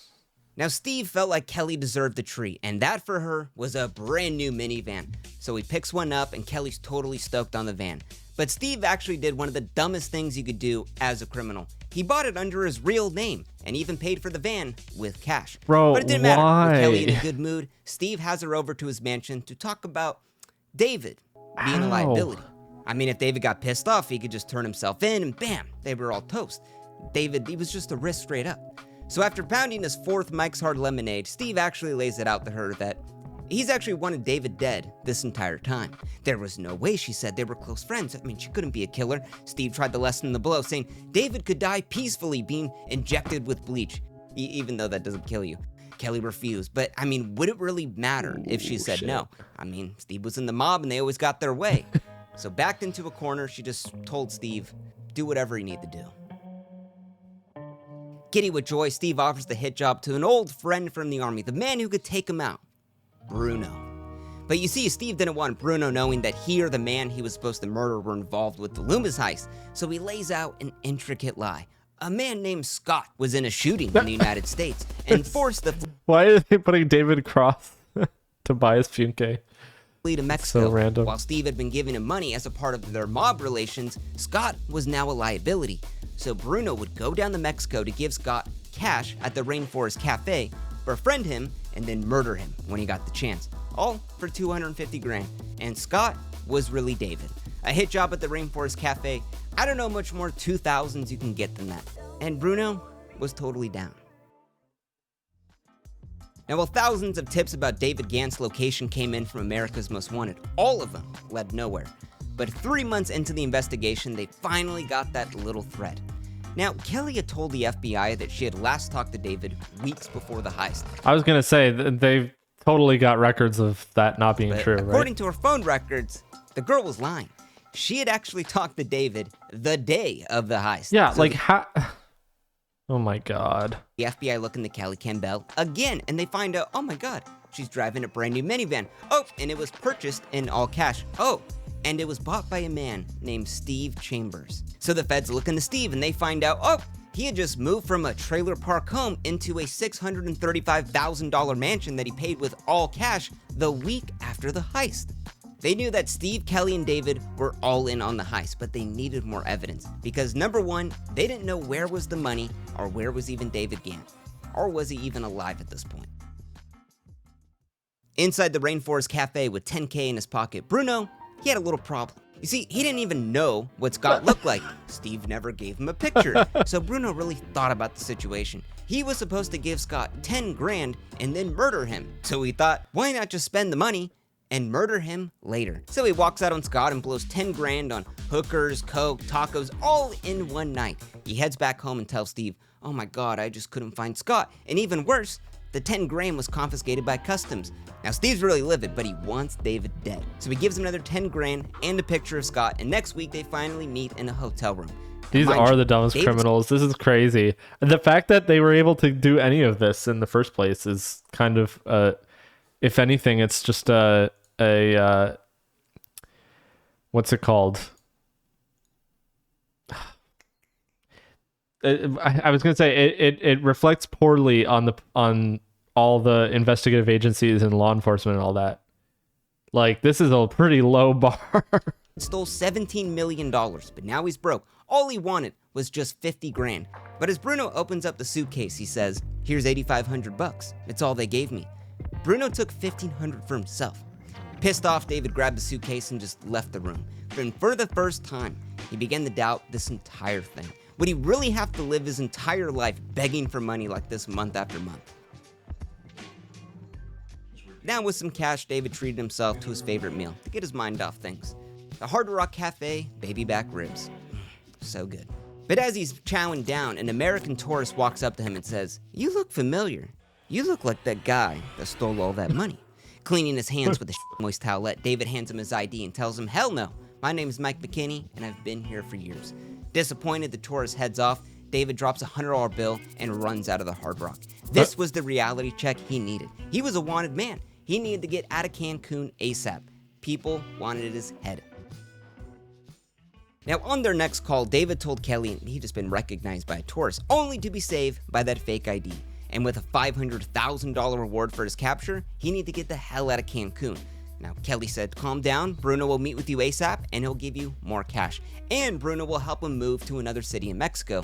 And once David settled into that city, Kelly would finally escape to Mexico with him. For Bruno, it was perfect. He would finally get that little moment to take..." Wait, how are their phones not being tapped at this point?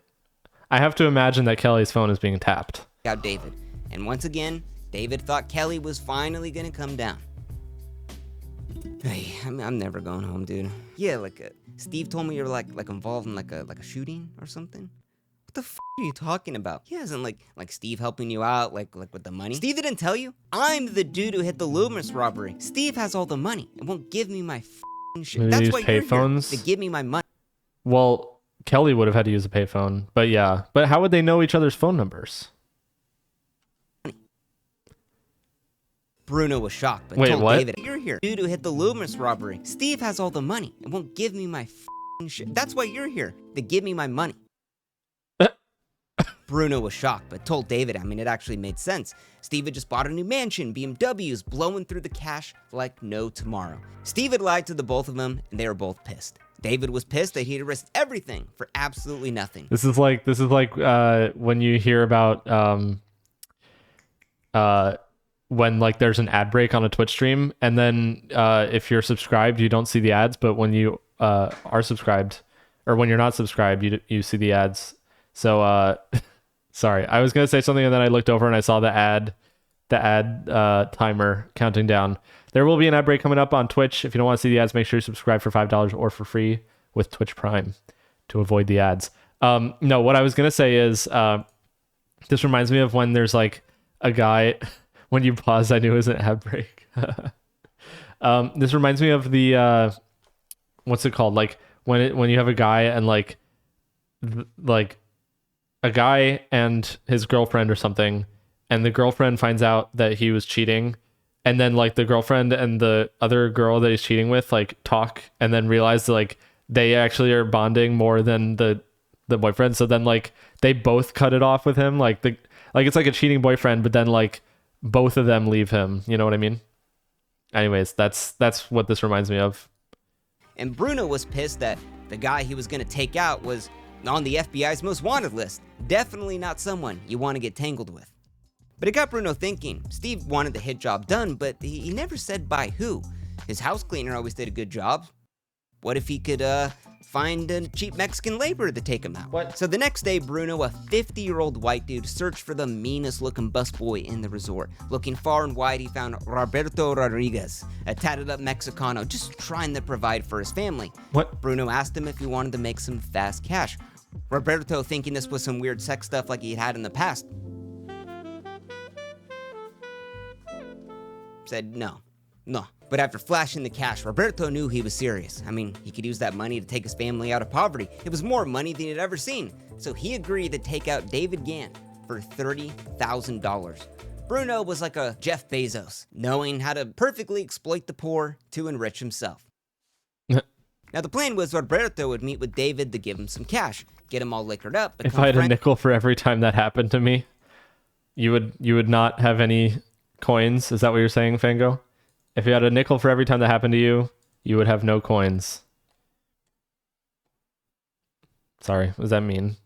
That's not mean. If anything, that's a compliment to say that you've never been in a situation like that. I'm going to leave that as an exercise to the reader. They both get together.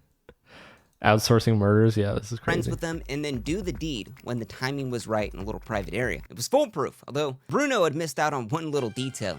It was Monday Night Football, and David was a huge fan of the Steelers. And Bruno had happened to hire one of the only Mexicans on earth who was also a Steelers fan, Robert. Showing up in matching Steelers jerseys, instantly the two become friends. No They're crushing way. Dos Equis, eating taquitos, and when the Steelers win the game, Robert just straight up levels with them. His life was in danger. Bruno hadn't brought him here to give him money, but paid him 30 grand to murder him. But Robert had a conscience. He couldn't kill a fellow member of the Steeler Nation. I mean, he loved the team. He considered him now a friend, being the only other Mexican who liked the Steelers. David sounds like he's just a rad dude who's chill to hang out with. Yeah, he's literally... David is like escaping multiple assassination attempts, FBI evading the authorities, because he's just like, the vibes are too good. His vibes are just too good. That's so funny. I mean, he should have saw this coming from a mile away, getting involved with the mob. So he gave Roberto $3,000, thankful that a Steelers jersey saved his life. But what pissed David off the most was, did Kelly have any part in this murder plot? Now, at the start of the new year, Steve was living life full throttle. Exotic vacations, throwing elaborate parties, inviting old friends from high school to show off all of his newfound success. At this point, how is he still doing that? They said the FBI was like on his shit about doing all this shit right after the bank heist, spending like cash. Like literally just, I don't know. Am I advocating for like a justice system where they just go after people without having like a plausible indictment? Is that what I'm advocating for here? Accidentally, inadvertently,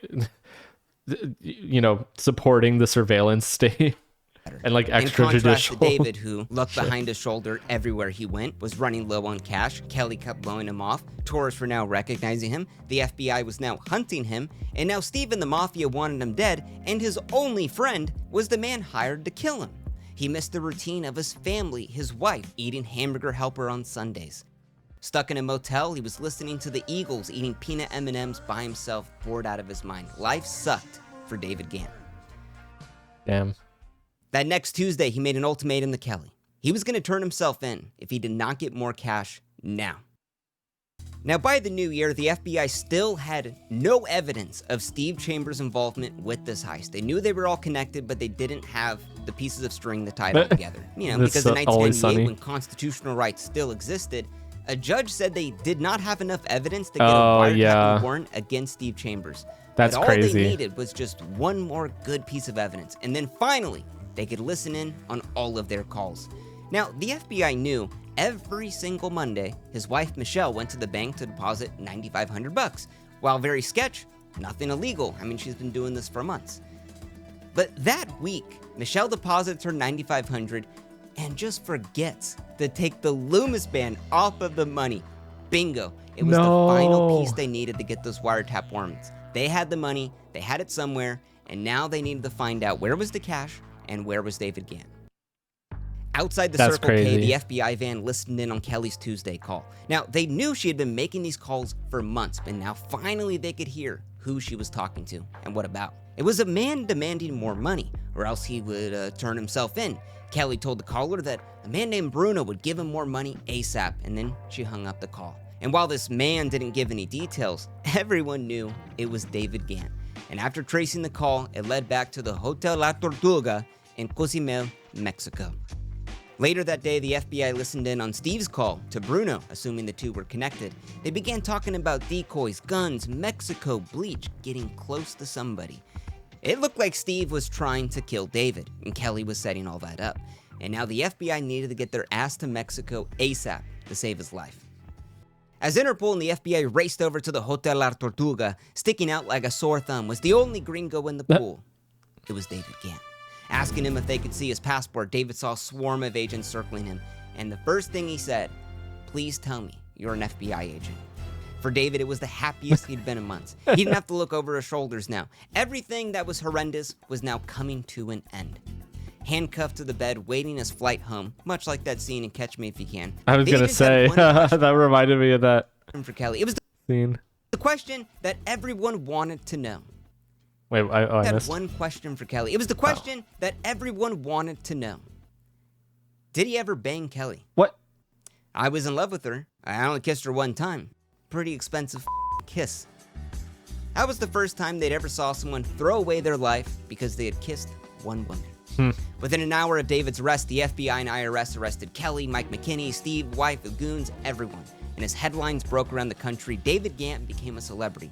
All of the inmates were impressed by him. The public was fascinated. But David knew that when he got home, he was going to have to face the music. His wife was probably going to divorce him. His family was going to disown him. Probably. And he was going to go to prison for a very long time. But people actually felt bad for David. I never understood. Okay.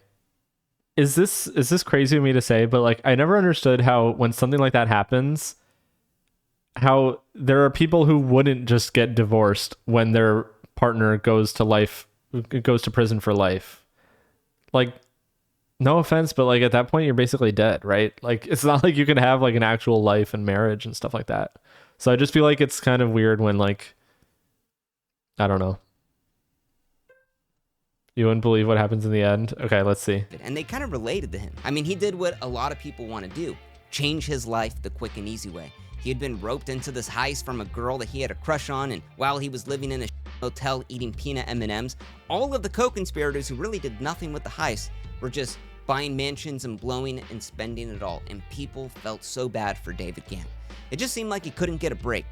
But through a long court case of all of the evidence, David was sentenced to 11 years in prison, while everyone else would get similar sentences as well. Now today, David's out of prison and has turned a new leaf. He says that one mistake has brought him everything good in his life today. He remarried, he has a kid, and he gets up to go to work every morning just like everyone else. And if asked if he would do it again, he said, hell yeah. Wait, really? Well, that should cause the authorities to be paying close attention to him again. Wait, did he actually say that? He has a podcast? Oh, I missed. Wait, he has a podcast? Turned in while everyone else. He says that one mistake has. Oh my God, is this him on a podcast? I didn't even see that. Good in his life today. He remarried, he has a kid, and he gets up to go to work every morning just it's like it's like what's his name? The Wolf of Wall Street guy. Oh, Jordan Belfort.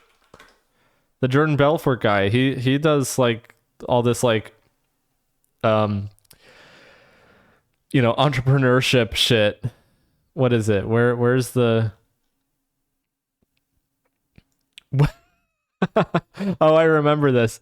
Belfort was previously a skeptic of cryptocurrency, having called Bitcoin freaking insanity and mass delusion. That's so funny.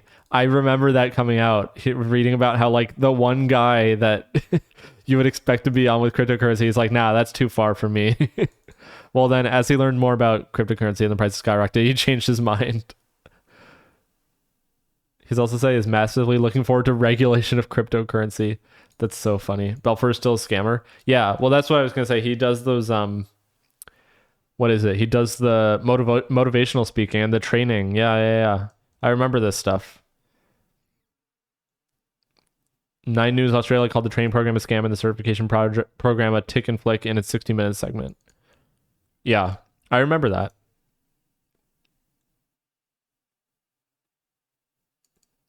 Yeah.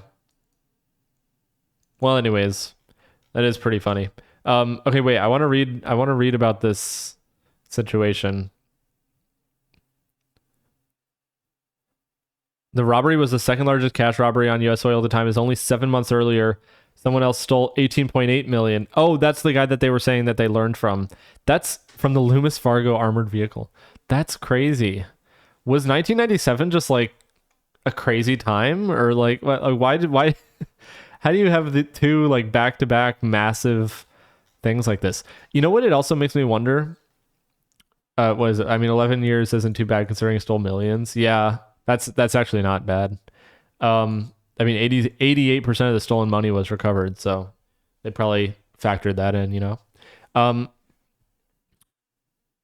So what was I gonna say? Oh yeah, the thing I never understand about crimes like this, where it's like the type of crime that you would think would be like eradicated by now.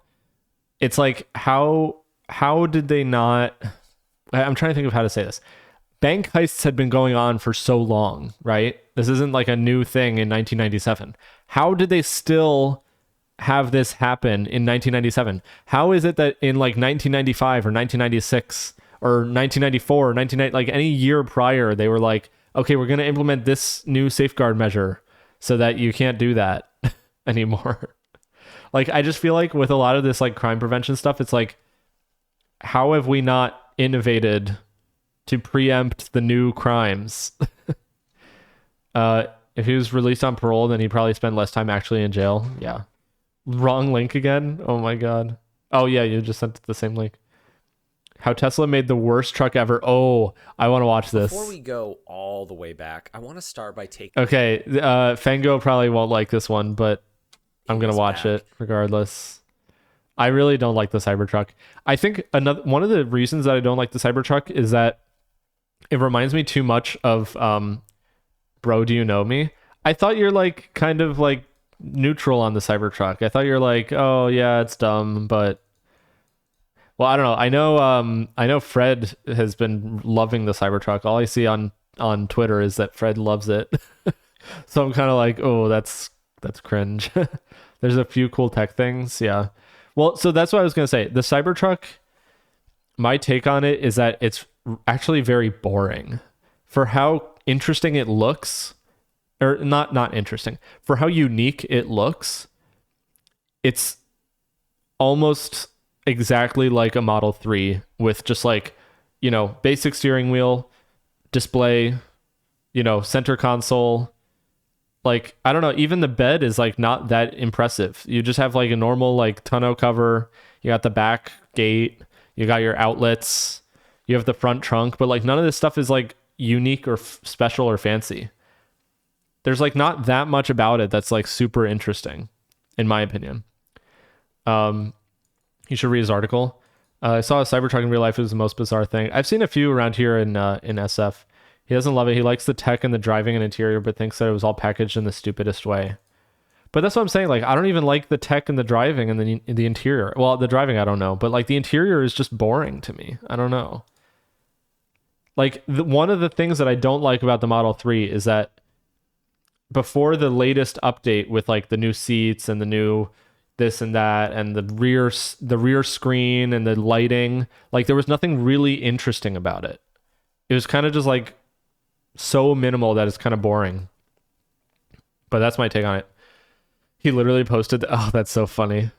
I love that. Couldn't he have like scaled it to match the size better? Anyways, yeah, that's pretty funny. All right, let's watch it. Before we go all the way back, I want to start by taking us back just a bit. Before there was any Kendrick or Drake beef, there was another beef that lit up the internet, and it centered around the Cybertruck. The reason that upset me is you didn't come for me as a person, which is fine. You came for the integrity of my journalism. Let me just catch you up to speed. Back in December of 2023, Haggerty, alongside two other large media outlets, that is Top Gear and Marquise Brownlee, were given exclusive early access to the Cybertruck for review. Haggerty wisely put Jason Camisa at the helm of the review, and he created one of their best performing and probably most entertaining videos so far. As great and as fun and honestly pretty informative as that video was, I don't know anything called about out the whole who that is. production for being void of virtually any criticism of the Cybertruck, which honestly hasn't aged too well. And Matt from The Smoking Tire was one of those who voiced their opinion despite being friends with Jason, and Jason didn't like this. So Matt invited him onto his podcast, where honestly Jason kind of put a whoop down on Matt, and I guess he wrote a book about it, I don't know. Now, as much as Matt has proven to be a person who does kind of mindlessly criticize Tesla and Elon Musk, all of this hasn't actually aged that well for that Haggerty video. Jason argues with Matt that he's not biased and he's never taken any money from Tesla, which of course, obviously that's not how this works. The point he overlooked is that when a few select companies or content creators are given exclusive early access to one of the most anticipated vehicles of the past decade, and they're taken through the whole BS thing that journalists are taken through, and the company they're working for wants to keep getting that kind of early access, there is a sort of pressure to make not only an entertaining piece that gets lots of clicks, but yeah, you can't be completely unbiased in a situation like that. You just can't, and that's pretty clear now looking back. There is no mention in that flashy Haggerty video of the failed promises surrounding the Cybertruck, of the glaring safety concerns and just silly design choices, the dishonest way that they pitted the Cybertruck in a race against a vehicle that weighs thousands of pounds more, and just a lack of critical analysis around the vehicle as a real-life vehicle. Wait, they pitted the Cybertruck against something that weighs thousands of pounds more? What weighs more than the Cybertruck? The Hummer EV? That actual people are going to use. Hi, I'm a journalist who got access to plenty of Tesla things and was revoked because of a truthful article I wrote, and that access did not change my opinion. Well, so yeah, this is what I was going to say is, on one hand, I know Motor Trend is one of those companies that works really closely with Tesla, where Tesla will like seed stuff to Motor Trend really early, and they do like a full in-depth thing before anyone else, and it's like a whole thing. Same with Marques Brownlee. But I think Motor Trend has been like somewhat critical of Tesla actually before. So that's why I'm like, I don't know how true that is, because I think that they definitely have criticized. Maybe it's just Tesla views it as being within the realm of like reasonable criticism. But yeah, I mean, Elon is the kind of person who, if you criticize anything about his company, he'll just ban you. Like, he doesn't care. People overestimate how much journalists are swayed by these things. The Motor Trend thing is and was honestly more due to how close their office is to Tesla Design Center, but also they gave the Model S car of the year in 2012, which is a huge deal at the time. Yeah. But I guess my point is, like, does that shield them from Elon being like, you know, bratty about them? Because they definitely should talk Tesla sometimes. It's usually pretty tepid, but it's like, and then Motor Trend gave car of the year to the Alfa Romeo Giulia instead of Model 3. Yeah, that was weird. I mean, I've never driven a Giulia, but use and deal with. Just go Model 3 is pretty rewatch good. that Haggerty video now. Every single part of it feels like a giant Tesla infomercial. And so there's a reason that Marques Brownlee's much more boring but critical video got 5 times the views of the Haggerty one. Aside from the fact that Marques Brownlee has such a massive following, it is a more helpful and better review. I'm sorry, it just is. Despite also, yeah, Marques is an interesting position, because he is, I feel like, so big that these companies like Tesla and Apple and all these different companies can't snuff him out. Like, you can't get mad if he speaks his mind, because if you decide to revoke access to him, well, it's like, well, okay, now you're just now you're not with him, you know? So Apple has to, you know, play ball, Tesla has to play ball. And he actually, he's a little bit sometimes like, you know, he likes to, he's a huge Tesla fanboy. Yeah. Only kind of a good car reviewer. He's still learning a lot. Yeah. His car reviews are meh. There's things that he misses. There's things that he kind of glosses over, or that he like pretends are okay and fine, but are actually not. And yeah, all that kind of stuff. But also it's fine because he's seeing it from a regular guy perspective. Yeah. And also he only reviews like techie cars.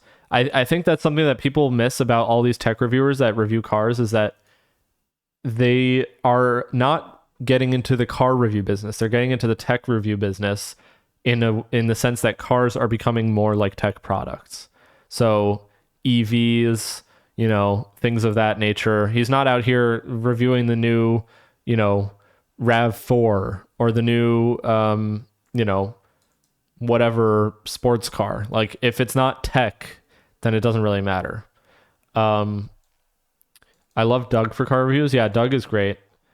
But Doug also misses some stuff. Doug also gets things wrong. Also, something annoying about Doug's videos, which I'm sure he does on purpose, but Doug DeMuro, he will treat every feature in like every like quirky feature as like the first time it's ever been done, and being like, it's kind of cool how they did this thing, and you just walk up and it just opens, and it's like, okay, but this is like the 20th car to have this feature.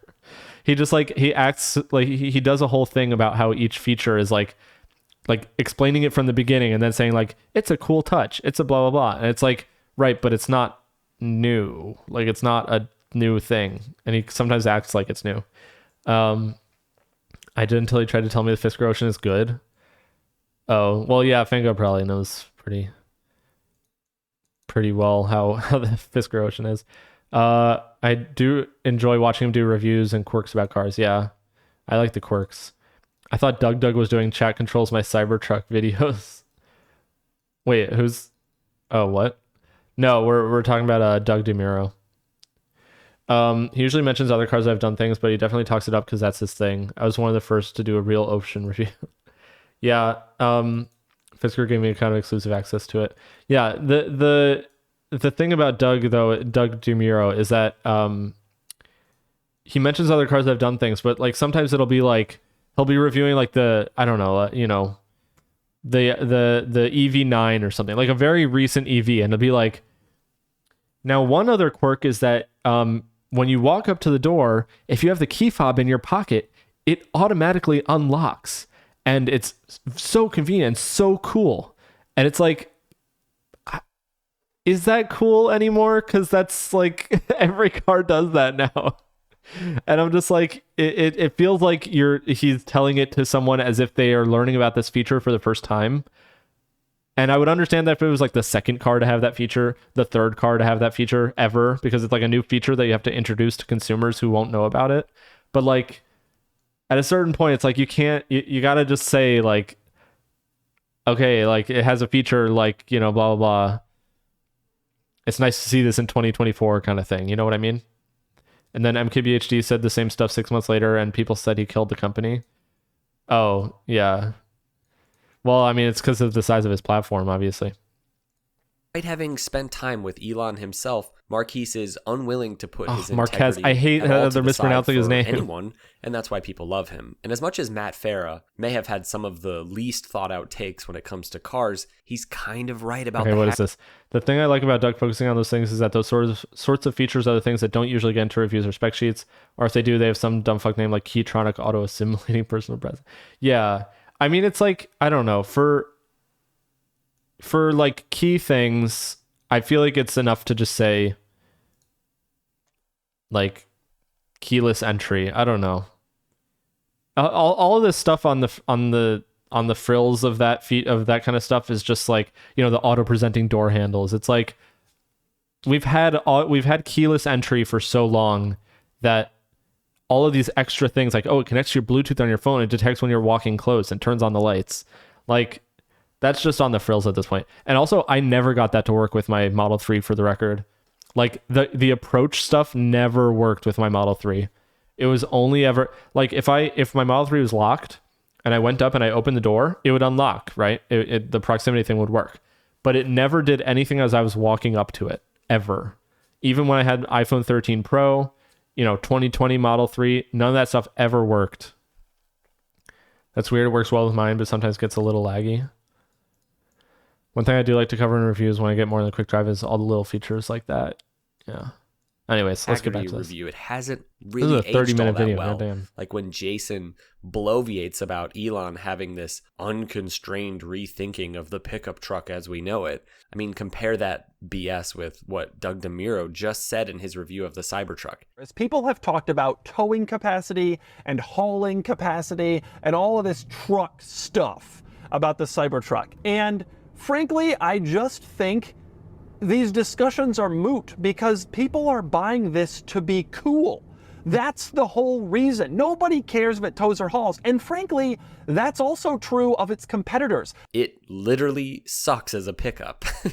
Yeah, the pickup was fine. Yeah, that's one of the things that I like about Doug is that he'll do like the meta analysis of it, which I think is really important to consider with a lot of this stuff.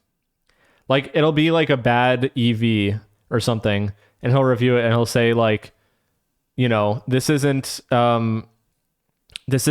supposed to be the best in its class. It's for the people who want something different than what's on the market, for better or for worse kind of thing, you know. It's not supposed to be the like better than the competition. It's just different. That kind of stuff I think is pretty important to analyze. Read out Drew got an interview tomorrow. Bet for me. Hope you have a good rest of the stream. Looking forward to checking that EP out tomorrow. Awesome. No worries. Yeah. Well, I don't want you to dox yourself. I was going to ask what time zone you're in because it might literally already be out. We're less than 2 hours out, which means that it's already out in the Midwest, I believe. So if you're in the Midwest or east of that, it's already out, and we're just waiting for the West Coast thing. By the way, Demiro's R2 video will slap for sure. There's so many quirks on that thing. Yeah, R2 and R3. Your Bay Area. Oh, right. Okay. All right. Well, yeah. It'll be out midnight then. All right. Good luck on your interview. Appreciate you stopping by. Read out Drew. See ya. Okay, let's check this out. Yes, it hasn't changed much in the last 75 years because it doesn't really need to. And whatever this is, it isn't the future of trucks because it isn't all that good at anything truck related. I don't agree with that take, but whatever. I mean, really basically saying, oh, trucks have come as far as they can and there's no innovation left. And it's like, no, you can do like quad motors and torque vectoring and stuff. I think that's pretty, you know, innovative.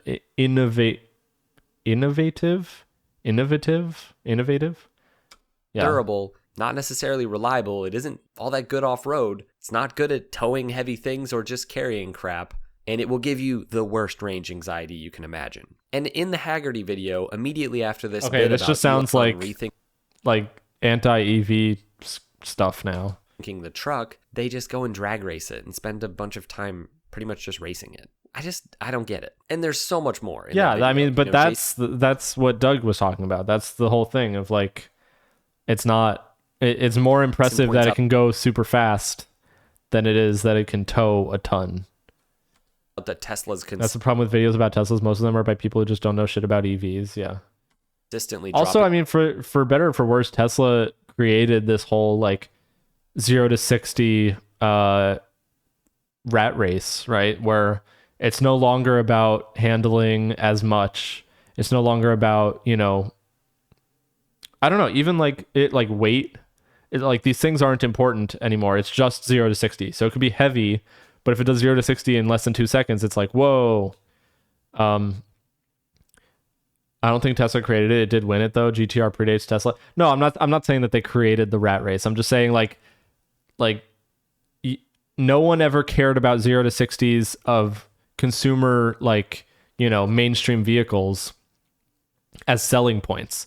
No Toyota, no, you know, whatever was ever really advertising 0 to 60s as like a marketing point for their cars to compare with the competition, because everything was in the, you know, even the performance stuff was like 5-6 seconds and then 7, 8, and then you're getting into 9, 10 for like the lower end consumer stuff. Like when you're in that range, it's almost immaterial, but then you get down to like 4, 3, 2, and that's when it's crazy. And that's the stuff that Tesla like really made a big selling point with their cars. Though I think they still don't. The thing about EVs is that fast 0 to 60 is sort of an accident when you put big motors on a big battery, so might as well advertise it while you can. Yeah.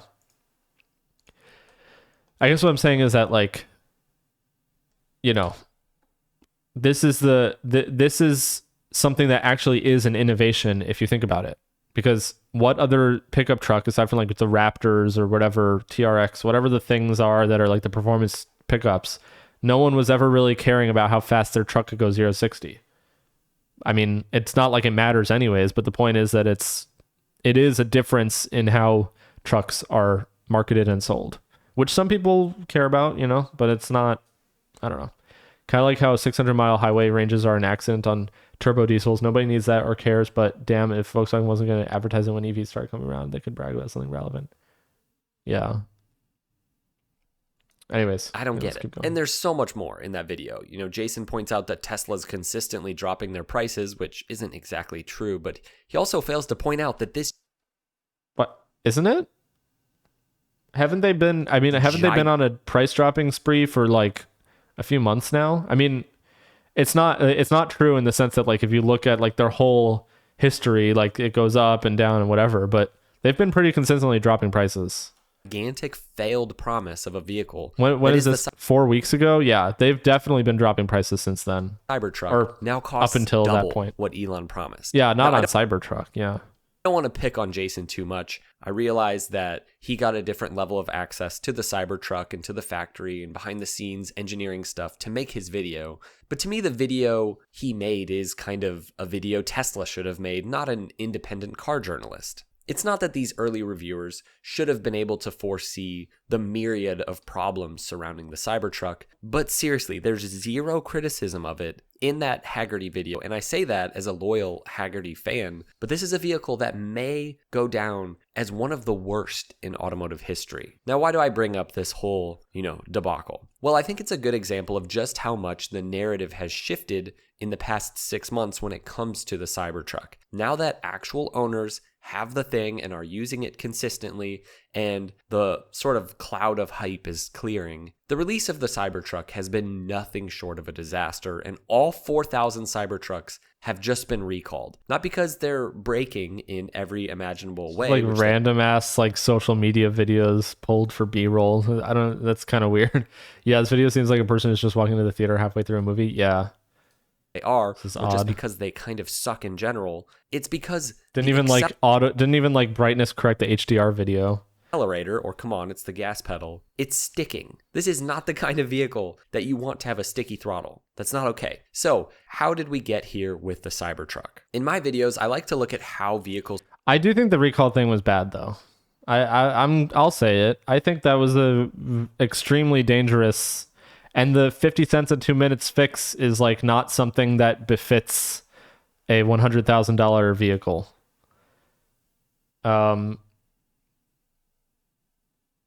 Yeah, those are my main gripes with it. It's such a serious fix, and then to learn that their fix, or it's such a serious problem, and then to learn that their fix is like, drilling a hole in your acceleration pedal. It's just like you fixed the problem, but what the fuck? But there have been zero accidents as far as I know. No, I know. I mean, they nipped it in the bud, but it's still like, it's still from weird. history were developed and what we can learn from their stories. I'm currently working on a video about the history of the Oscar Mayer Wienermobile, which I think I would rather this is daily such a drive long than the Cybertruck. such a And long it also video. might be the only vehicle that would turn more heads. The unanswered question for me surrounding the Tesla Cybertruck is how it was developed. What were the real motivations? How did this monstrosity come to exist? And how did it take the shape Elon. that it did over the course of its development? And does it have any chance of really succeeding as a truck in the long run? The answer is Elon. I mean, we've seen this. He tweeted up until leading up to the, don't forget Franz. Well, yeah, but Elon is the one who was like, didn't he tweet at some point like Cybertruck might not catch on, but like it's important that we do it anyways because it's cool or something like that. And it's just like, okay, so talk about fiduciary interest. Like what was the Elon Musk tweet? Cybertruck fail. Cool. We dug our what is this? We dug our own grave with the Cybertruck.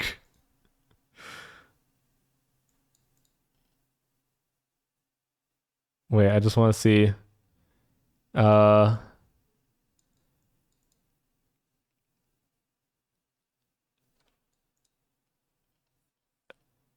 Do people actually want blah blah blah? What did it say? What? Oh, whatever. I would not say that this is a matter of fiduciary duty. No, but I'm just saying like there was a point I remember very specifically that he had tweets where he was like, if Cybertruck fails, like at least we did something cool. And it's like, okay, I like the it's clear that you brought this to market in the way that you did, not because you had confidence in its in its the way that it's formed, but because you thought it was cool and you wanted to bring something as close as you could to your original vision to market. Like, that's the kind of, that's what I take away from it. He says that about everything. Yeah, but I don't know. The Cybertruck feels especially like there were multiple stages during its development that it probably should have been rethought. And I mean, in some respects it was rethought, but that instead of being rethought, it was just like, pushed forward because Elon really wanted to do it. And that's the kind of, I mean, better than anyone, that's the kind of leadership he leads with. It's literally just like, yeah. I think a video like this will be much easier to make in, say, 25 years when we know more and more of the behind the scenes details. Yeah, the leaked, exoskeleton. But I'm going idea. to try to make it right now. So sit back and relax because we're going way back for this one. That was just the intro? Oh my god. Oh shit, we're going back we're going back to the Model S. Okay. July of 2012, and the long-awaited Tesla Model S has just went into This is production. going to be good for Fango and I. The controversial electric car company's first mass-produced production vehicle. Despite not owning Twitter, CEO Elon Musk is tweeting, and his tweets are performing pretty well. In a reply to his own tweet about the goals surrounding the Model S, shortly after its release, he says this: "Would love to make a Tesla Supertruck with crazy torque, dynamic air suspension, and corners like it's on rails. That'd be sweet." Now, this is all the way back in 2012, which is pretty interesting. 2 years later, in an interview with CNN, Elon sounded much more traditional about the potential for an electric pickup, stating that it would essentially be like an electric F-150, but that this wasn't really Tesla's focus at the present. Tesla's 2016 master plan did mention a consumer pickup truck, but little detail was given, and we really didn't know where the company was in terms of actually making an electric truck. Oh, and a new kind of pickup truck. Interesting. OMG, actual live fanboy Tesla react. Yeah. In Fango and I are having a little at the Tesla stream here. Semi and Roadster No, but unveil, Sarah was the one various who gave us this react, so this actually was not of my own doing, by the way. elements were Oh, teased. wait, Fango, I wanted to show you this. I don't know if I assume you've seen this. Have you seen these tweets? I will admit that if I had to suck just one, it would be Elon. Okay, I'm not reading that out loud because I'm also live streaming on TikTok, so I don't want to get banned. Anyways, so this is from the official Tesla account. A deal is a deal. Elon Musk transformed Tesla from a loss-making company to a company that's changing the world, and he created tremendous value, over $735 billion for Tesla stockholders along the way. Elon upheld his end of the bargain. It is time to uphold ours. Blah, blah, blah. Watch board chair discuss why it's important to vote for the proposals, and then vote Tesla.com.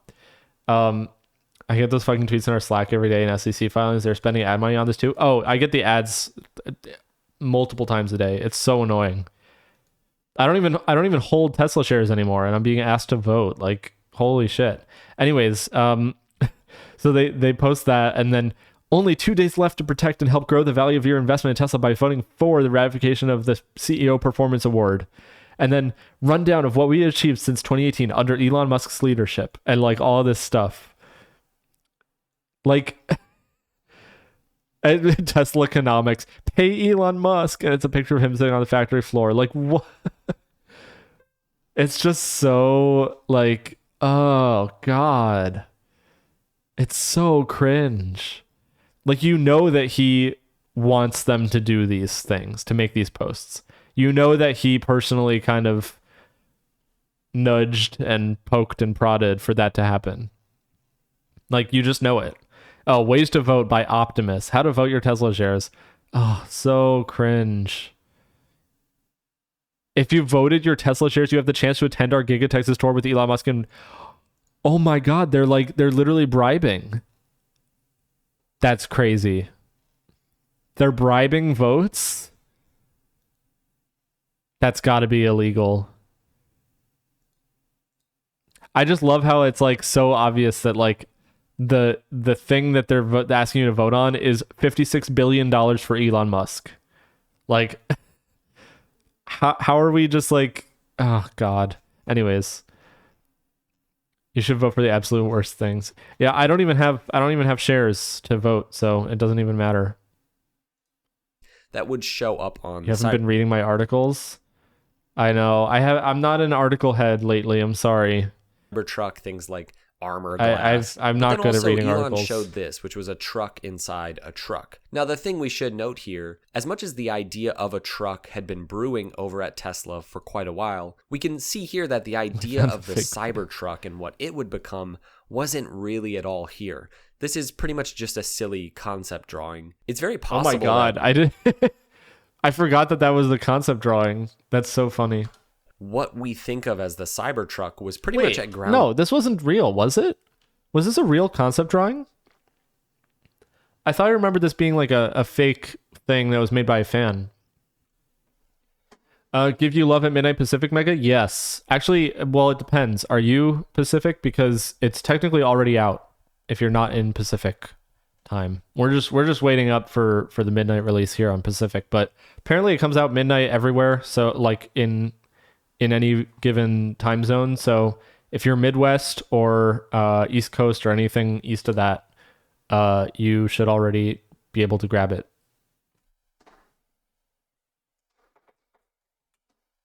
I have the pre. Oh yeah, I forgot you have the exclusive access. Yeah, I'm just waiting to see if it delivers the pre-save thing. But I guess we won't find out until tomorrow. I'm also posting on YouTube. I'm uploading the visualizer videos, and then also on SoundCloud it's going to be there. So, yeah. I need to make more content also. I need to make more like TikToks and things. I've been getting caught up in so many other things. I haven't been able to make TikToks, unfortunately.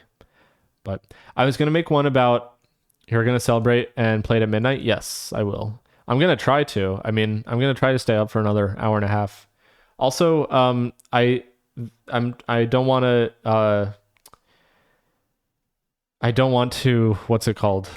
Be like pushy about it, but I see that there are some other streamers, friends of mine, Cinemarxism, Doodleburb, who are streaming. So I don't know when they're gonna be done streaming, but a raid would be really cool. So I don't know. I don't want you guys to go like necessarily badger anyone for a raid, but just say. Noting that concept drawing, the bed is big enough to hold an F-150. That's something Elon said at the time, which was always stupid. Yeah, I was gonna say, is this just like a semi at this point? I think this must be a what's it called? Tesla semi concept, and they just turned this into a Tesla semi. Brett just got partner today. Yeah, I saw that. That's huge. I also noticed it was the same day that he had a bunch of his emotes get removed, which sucks. Like the ACAB ones and stuff. That's the design of this Tesla semi. Yeah, so it's like they took this and they were just like, oh, this is the semi. And then the actual pickup truck, they're like, oh, we're going to do something completely different. Okay, I'm going to go for my walk and still listen. All right. Fango, you're going for a walk at 10:30? Damn. I feel like I can't go for a walk past like 7 p.m. 2 of our emotes got taken down. Well, I saw there were more. Weren't there like 4 that got taken down? Because there's the 2 drawings of him with the ACAB hat, and then there's the what's it called? The bonk. The water jug bonk. We salvaged 2 by putting them on BTTV. Oh, okay. You can't get the other 2 on BTTV? Airplanes bothered me before 10. Oh. Anyways, you're a mod for Senate? Okay.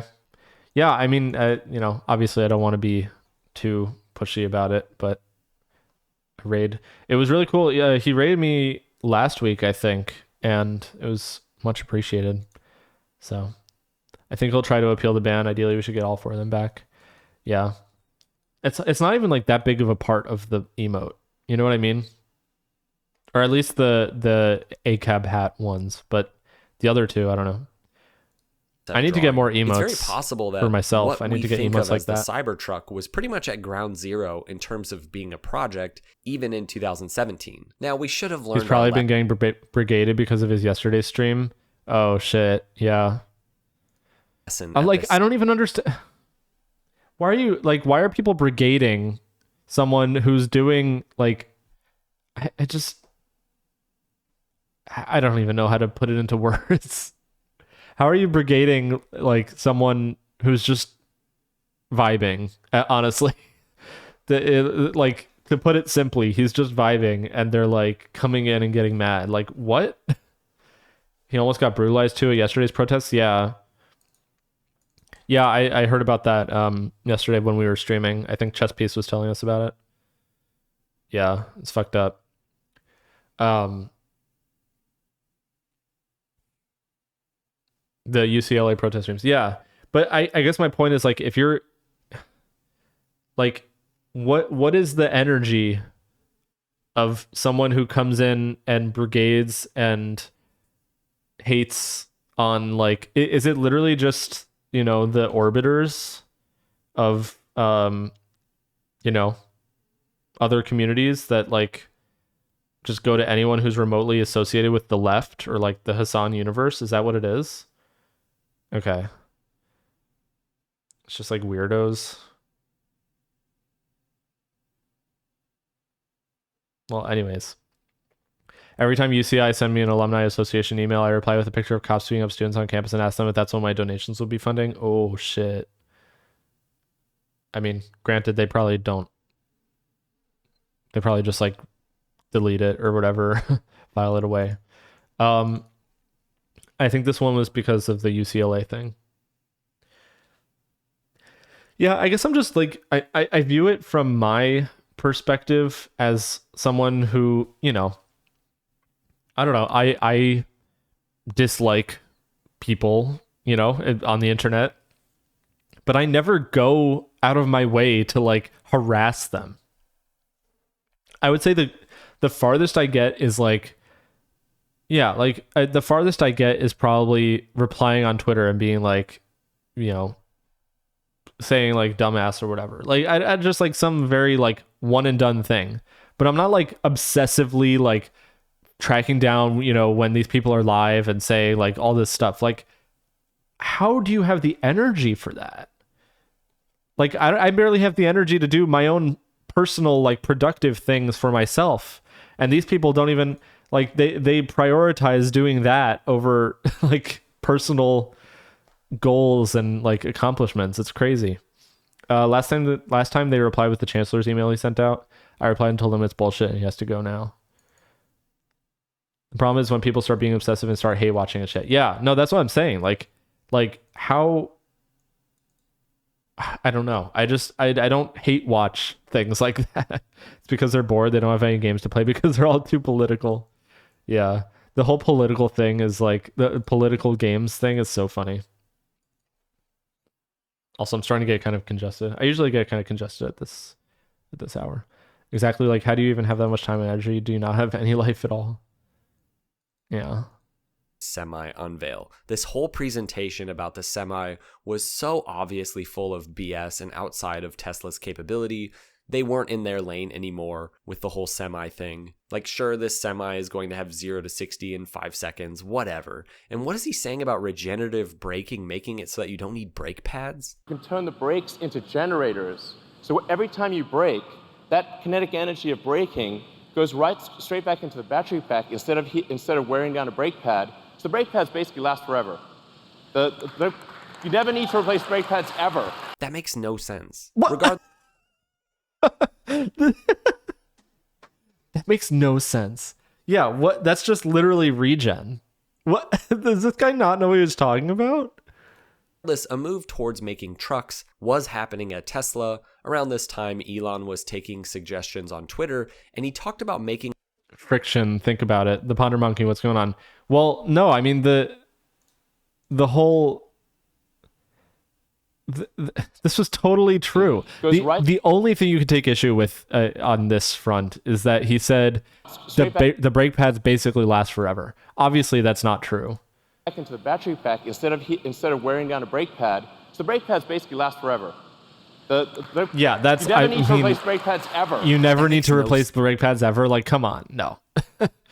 But still, the whole point is like, yes, they turn into they turn into generators, and it provides like ridiculously high levels of regen. I mean, I'm pretty sure the Tesla Semi has like very, very high levels of regen because it scales with the the motor power and the battery pack and the high voltage wiring. It like scales with that. So the more battery and the bigger the motors, the more regen you can handle over those wires. Everyone in that room knew what he meant. P.S. I was in that room. Nice. Damn, that was 2017, right? 7 years ago, was that? What if they looped the brake pads and eliminated friction, and thereby finishing all wear and tear on the brake pads? Just like you press on the brakes and just literally nothing happens. Like, yeah. No, I mean, I could have rode in the Roadster, but I got distracted by a girl in a red dress. Okay, Fango. Everyone Haas mods Fango. Only the wokes need to break. Sense. Regardless, a move towards making trucks was happening at Tesla. Around this time, Elon was taking suggestions on Twitter, and he talked about making a truck that would be slightly bigger than your average truck to accommodate a game-changing feature, as he says, which I guess would maybe be the air suspension referenced way back in 2012. And that did end up on the truck, or maybe it would need to be bigger to fit the onboard air compressor. More on that in a bit. Yeah, wait, I'm curious what he was talking about there. If they didn't touch, you wouldn't need pads. That's why you have pads, so they can be replaced. Oh, I see what you're saying. Yeah. No, but I mean the point is that on EVs, you get braking force from the regenerative braking on the motor itself. So the motor itself provides resistance that slows it down. But the problem is that you still do need friction brakes for, like, obviously past a certain threshold of force. You can't convert all that into electricity with the resistance of the motor. So you do need to have brakes for like emergency situations, right? And generally speaking, you need them for holding at a standstill. Literally, there are EVs that have driven hundreds of thousands of miles without a brake change. Yeah. No, I mean like regen braking is a thing. Yeah. I mean, the Model 3, like the one pedal driving on the Model 3 I loved it. I'm trying to remember if the Model 3 or the Bolt had better one pedal driving, because I remember the Bolt being like really, really good. And I think at the time when I had tried the Model 3 at that time, the one pedal driving wasn't as good. So the Bolt actually had better one pedal driving. Honestly, I hate one pedal driving. I don't know. I love it. I don't like going back. When I have to like rent a car, I hate driving with two pedals. I love one pedal driving so much. It's the kind of thing that like changes the way that you see cars. I don't know, like the way that you see driving. My sister in the UK has a Volkswagen ID4, and I guess it doesn't really have like very good one pedal driving, but I'm glad that she, went EV regardless, but it's definitely the kind of thing. 3-pedal good times, yeah, with a clutch pedal. I think it's something you get used to, but from someone who's only occasionally driven EVs, I think one pedal driving is stupid. Yeah, you have to try it in a good EV though. Like if it's really good, it's amazing. And that's, yeah. You have to try it in a really good form to see the difference. Fast forward to the end of 2019, Tesla stock is on the up, and Elon is once again. Wait, what was that tweet? To the end of I'm dying to make a pickup truck so bad we might have a prototype unveil next year. See, like, this is the kind of tweet that's just like this does not come across as like a 45-year-old, CEO of a major public company. This reads like just like a guy who's just, I'm dying to make a pickup truck so bad we might have a prototype unveil next year. Like, what? I drove the same car that Hassan has. I can't spell it. That's why I didn't name it. Oh, the Taycan. Taycan doesn't really have good one pedal driving, I think, right? Because it's Volkswagen Group. Fango can probably weigh in on this, but I think Fango's on his walk, so I don't want to distract him. But yeah, Taycan, I think because it's Volkswagen Group, the Volkswagen EVs don't have such great one pedal driving experiences. Hit my head on the toilet. Got a great idea. It's Porsche, so I don't know. Yeah. No, that's what I'm saying. The Porsche is Volkswagen Group, and it uses the same platform as like the Volkswagen cars, which notoriously don't have good one pedal driving. I think I remember Hassan saying at one point that the one pedal driving on his car is like not good, so he doesn't like it. It's like, yeah, I can see how you wouldn't like it if it's not good. Anyways. Of 2019, Tesla stock is on the up and Elon is once again tweeting. In a reply to his own tweet about buying Fortnite and then deleting it. Wait, what? What is? Once again tweeting. In a reply to his 19, Tesla stock is on the up and Elon is once again tweeting. In a reply to his own tweet about buying Fortnite and then deleting. Oh my God, Alana Pierce, that's crazy. We get it, you have sex. Those rumors are false. Oh my God. Oh my God. Oh my God. He's so pathetic. He's so pathetic. Oh my God. To be honest, I've never even sat in a Tesla. I think we have 2-3 Teslas in my entire country. Yeah, there's probably not that many over there. I doubt they sell them there. So they're probably just imported. Also, Alana and Elon used to DM, and Alana said on her stream that Elon sent her memes all the time. What? That's... What the fuck? That's crazy. That's wild. I did not know that.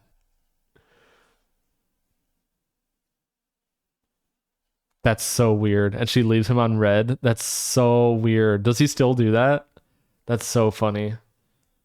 That's so... Oh my God. Anyways. Elon answered a question from one of his fanboys about the Tesla truck renders that were going around. Ones like this one and this one. You know, the ones that actually look like trucks fitting Tesla's but those design language. Those don't fit Tesla's design language. What the fuck? Those look awful. It's been a while, so I'm not sure. They're honestly okay. pretty cool. Anyway, I've returned from my stealth mission. I have enough pull in Brett's because I'm a founder and friendly with him, so I managed to drop the hint in there, but I'm not a bird regular, so I don't think I can find a subtle way to do it. No, it's all good.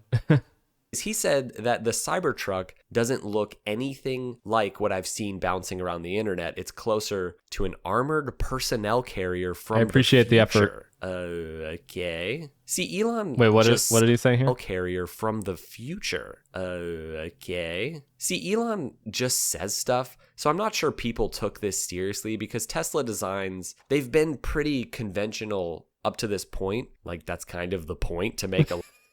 Okay, this is how you know this is bullshit. He's showing the prototype Model X. This guy probably doesn't even know that this isn't the production Model X. He probably just looked up Model X unveil and just went with the first clip he could find and doesn't realize that this is not the production Model X. Oh my God. Oh my God. This guy is so stupid. My fucking cell phone reception died mid-walk. I missed everything after you said one pedal driving on Model 3. What was I... We were talking about one pedal driving, but I forgot what I was... Oh, I think I asked if the Taycan also has bad one pedal driving, because I think Hassan said that it was not good. And then I said it's probably because it was Volkswagen Group, right? Something like that. We have a lot of EVs in here. We have so many e-trons, the same car that Hassan has, BMW i8s and other EVs. The i8s, I can see that. Sometimes I think about like getting an i8 just as like, because used they're like 30,000 or something at this point. It's just like such a funny car. Wait, I kind of want to see what it goes for now. BMW i8.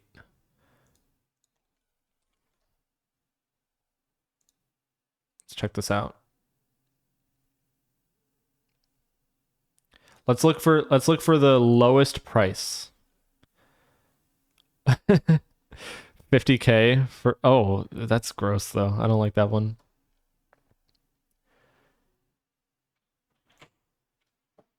Oh, we got a cat visitor.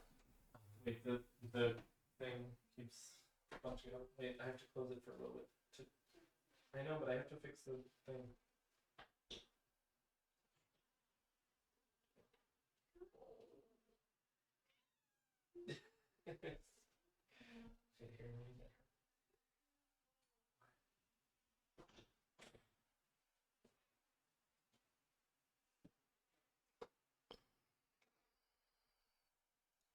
We got a cat. Oh my god, I'm wearing a black shirt again. Okay, you literally can't even see her. um,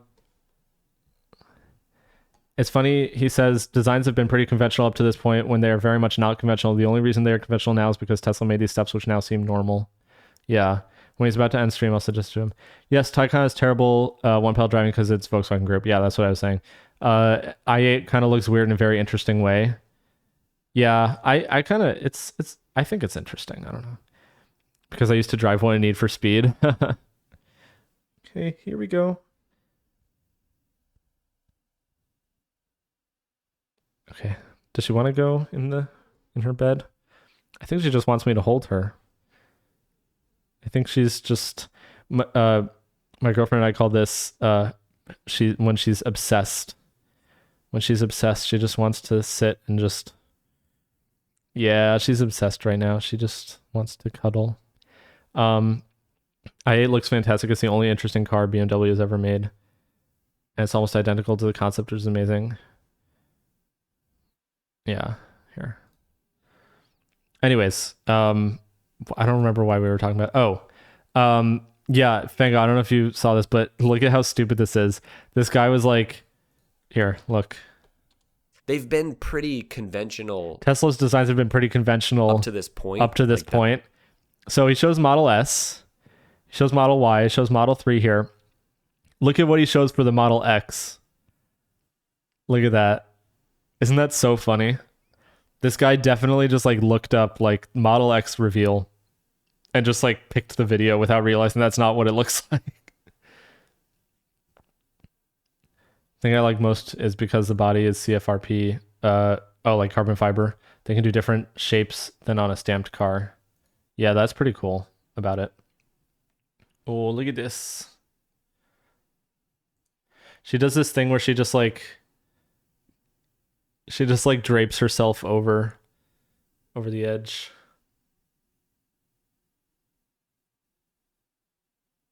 Okay, there we go.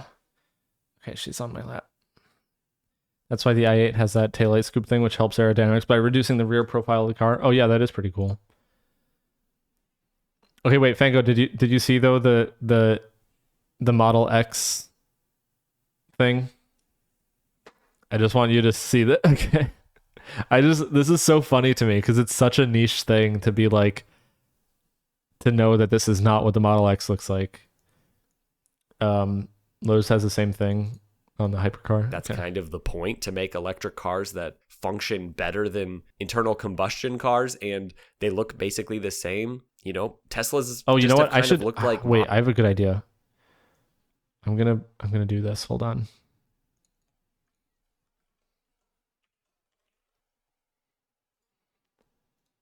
Boom. Does that show up on screen? Exclamation point EP. Yeah, there we go. Mazda's pretty much. So what was he talking about with this armored personnel carrier from the future? Around this time, Tesla also filed for a patent for the word Cybertruck. Then in November of 2019, the world watched in awe as Tesla held their most iconic and ridiculous unveil so far, the Cybertruck. And this date wasn't an accident. In the Blade Runner movie, the year and month is November of 2019. Rewatching the first Cybertruck event is strange. It feels like such a long time ago. We kind of all forgot about this silly concept vehicle for such a long time, kind of like the Semi and the Roadster. I started watching Tesla's live unveils, starting with the Model 3. This was a different kind of spectacle, though. When this thing rolled out on stage, I thought it was a joke. Oh, it's Tesla all good, chest piece face. I appreciate during it. their unveils. I really We got thought Megaphonics this Army was out here. just a one-off thing that maybe somebody could buy, but that the actual production truck would still be a normal truck.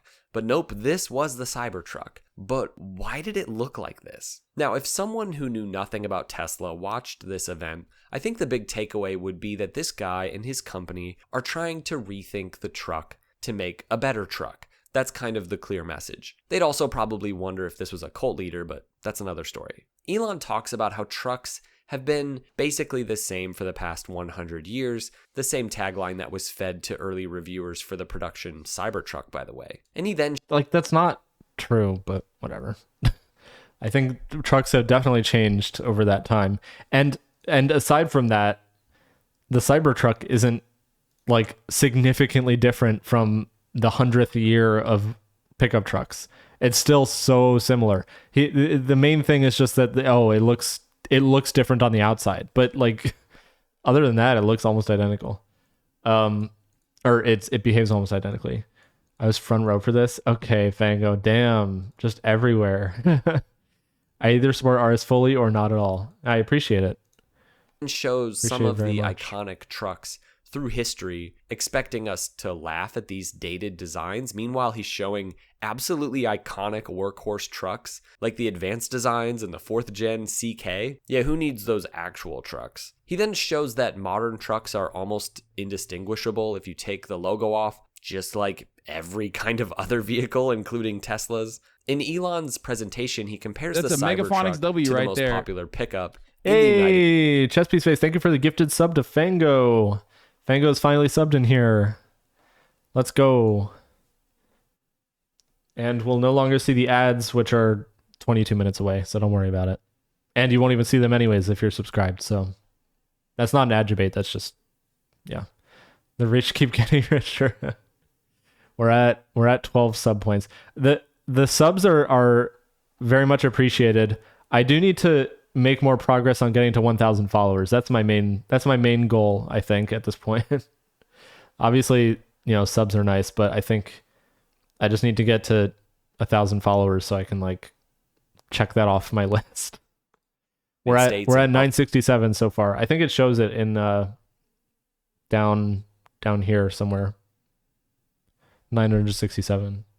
So what is that? 33? We need 33 more.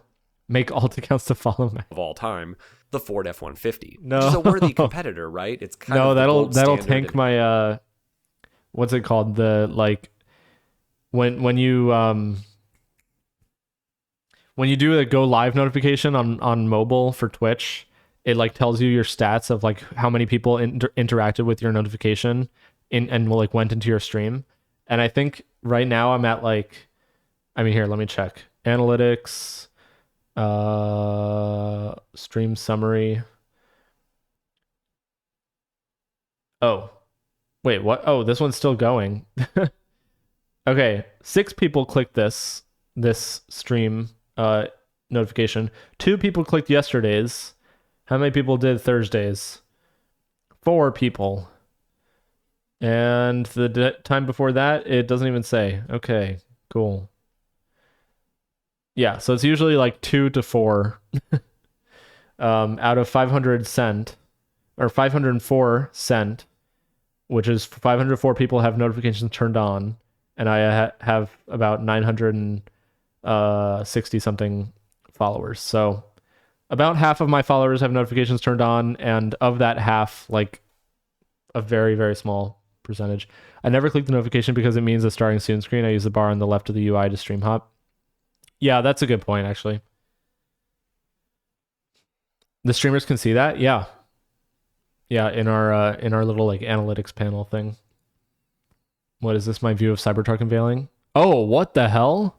Whoa, you were okay. That is, I thought you meant you were stage or house left. I thought you meant you were like over here. I didn't realize you were literally at the edge of the stage. That's wild.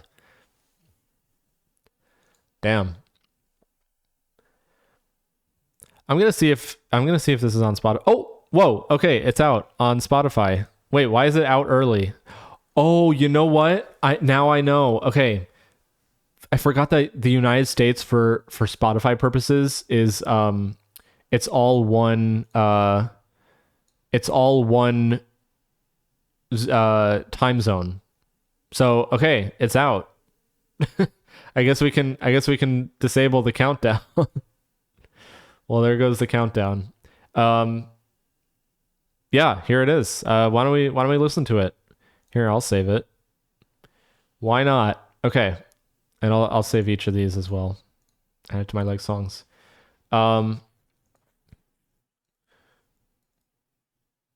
Anyways, yeah, okay. Let's listen. We're gonna listen to the new EP. Here we go. Listening party.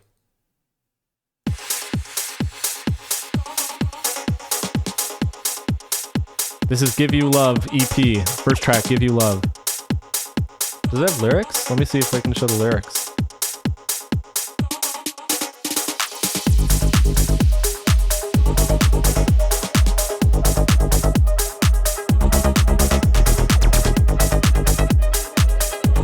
Oh, that's cool. Does it show the lyrics? Yeah, I guess not.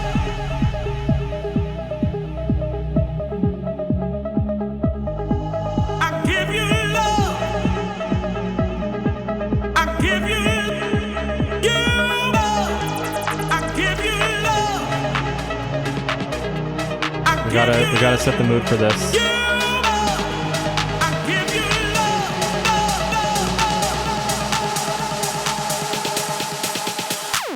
People literally have never seen this level of parasocial.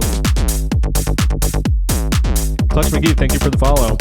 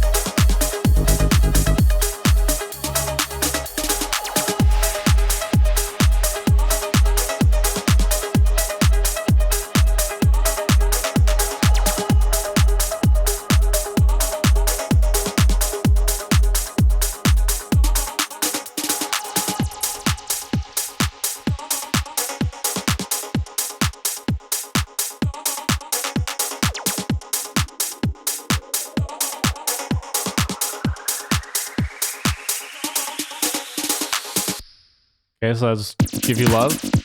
This is Attitude, second track on the EP.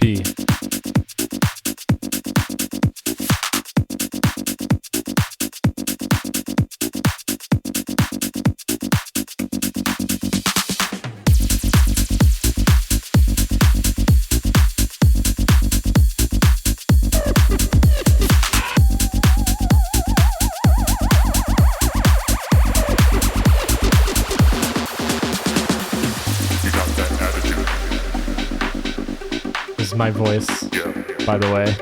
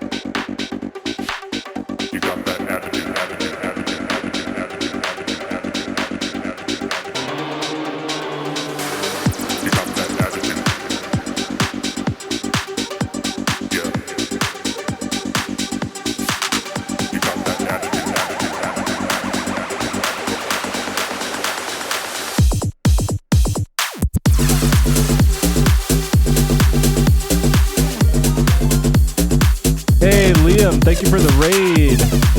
Hope you had a great stream. Yo. We're checking out my new EP. It's out now on Spotify. People literally have never seen this level of parasocial.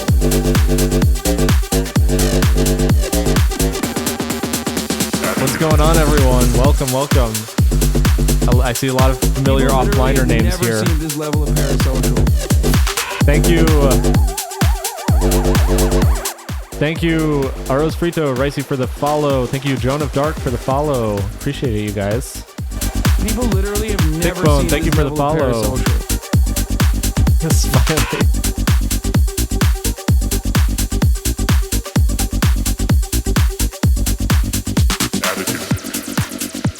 Yeah, it's been going great. Oh, I love that emote. Who did that emote? That's so cute.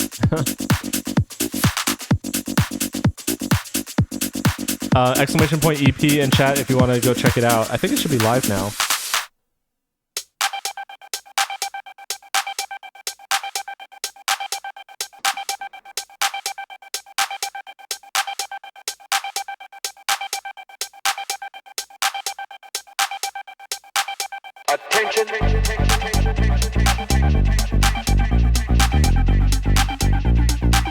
I'm gonna check this out.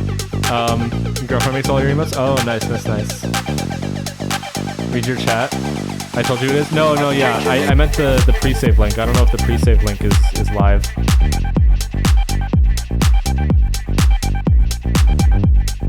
This one I love. I love this track.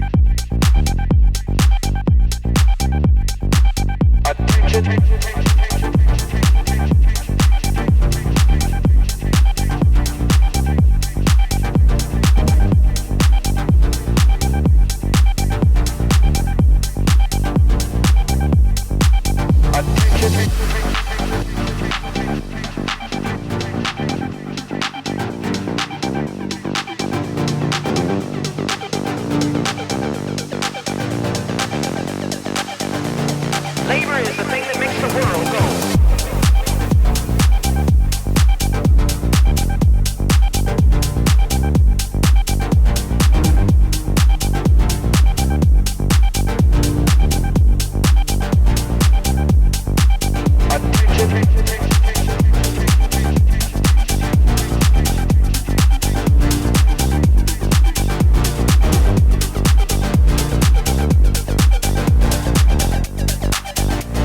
Labor is the thing that makes the world go.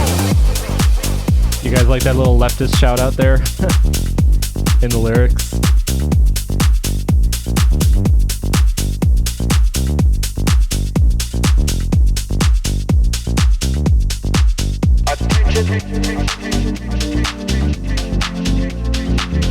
Here, let me try something here.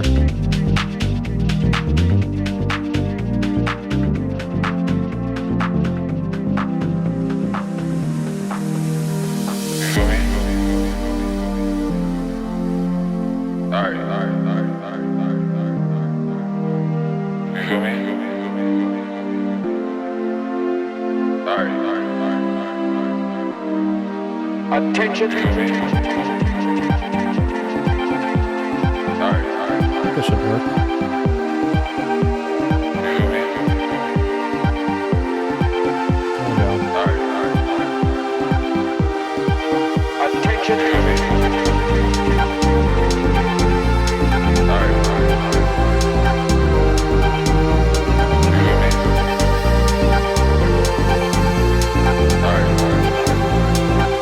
Keep showing this stupid. How do I just hide this thing?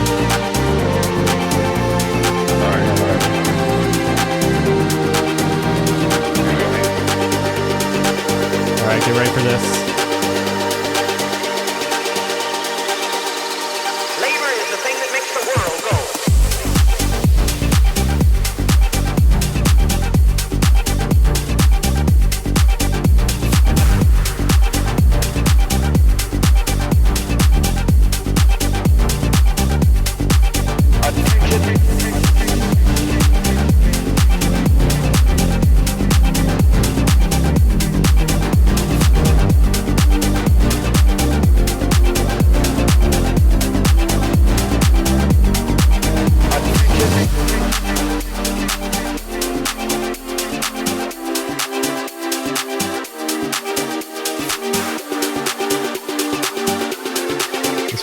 Steph the better track, but the drums hit harder on track 2. Yeah.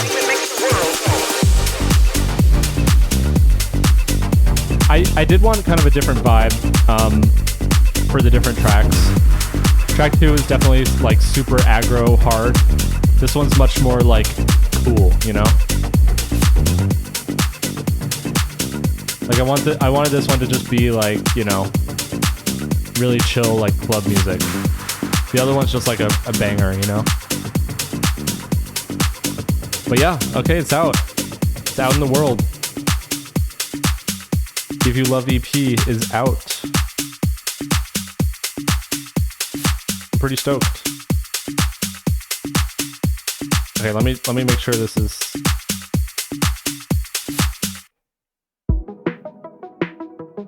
Oh, it's auto playing other music of mine.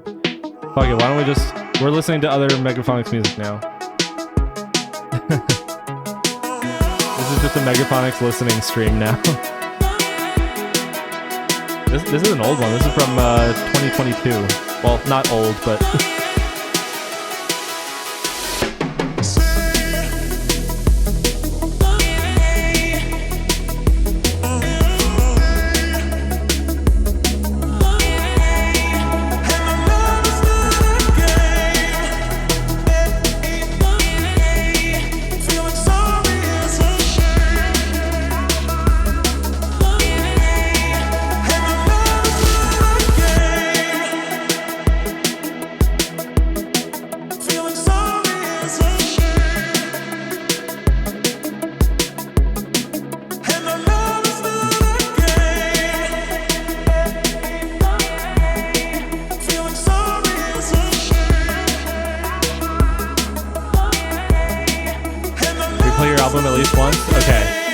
Play it to death, but I do want to. Fango says R.I.P. bad Tesla video. This is what Fango actually cares about. It's the Tesla video.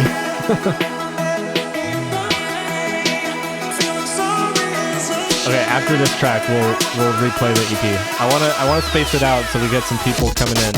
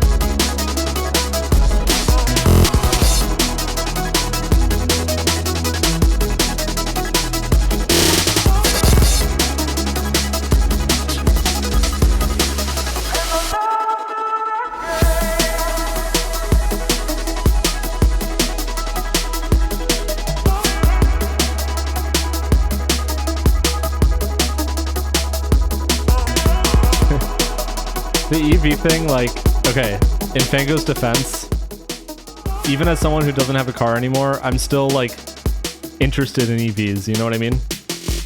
My ears perk up when Hassan starts talking about EV. Oh, what the? Okay, it, like, switched to something else. Okay, let's listen to the EP again. Fuck it. We go back. I'm probably just gonna talk over it, though. I wish that I had more to share as far as like commentary, but I really don't. I don't know.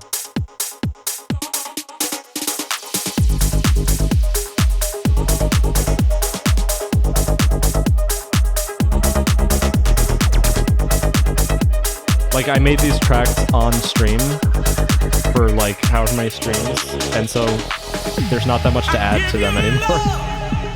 They're like a solved thing, you know?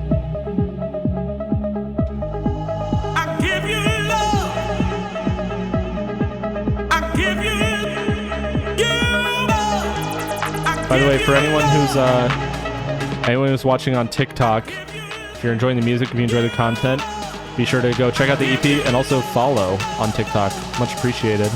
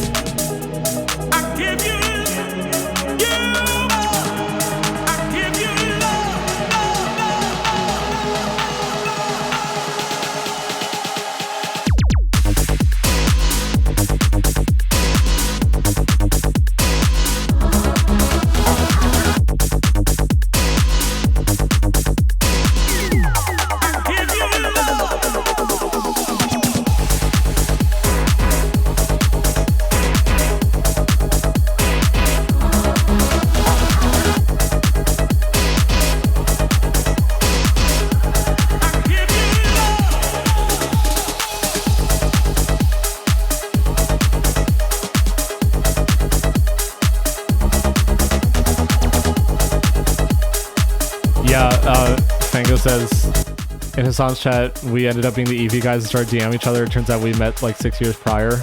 Yeah, that was a pretty funny moment. I told, whenever I tell people about that, it's just like, it's so funny.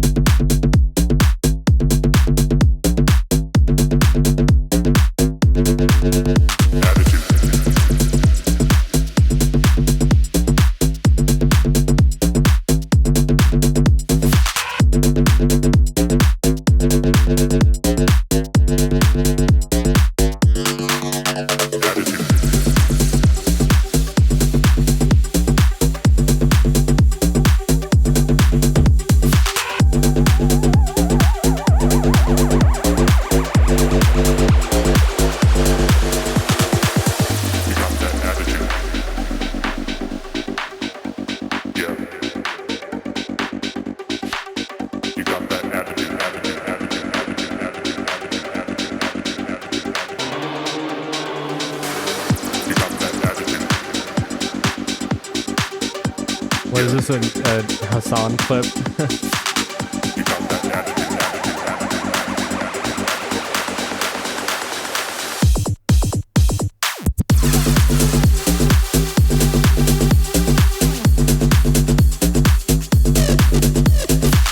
I get a cat? Should we have a little cat dance party?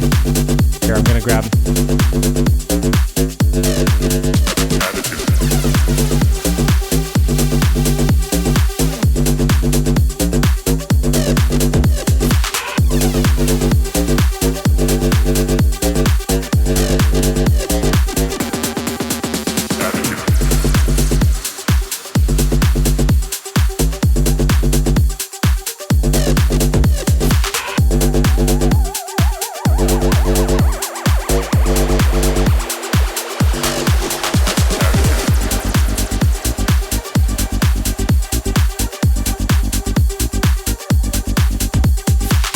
She blends into my shirt. This isn't such a great lighting situation.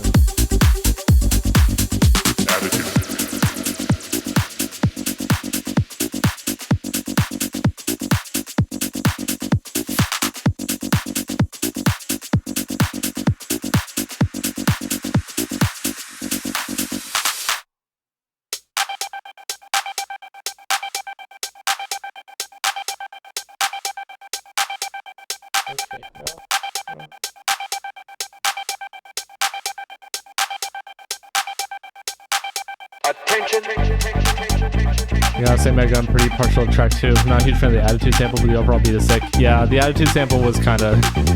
I did kind of phone that one. No, I'm not gonna admit that, but... well, I already did, but... Paul Wall, what's going on? Okay, we're gonna listen to this one, and then we're gonna go back to the Tesla video probably, and then we're probably gonna wrap it up actually.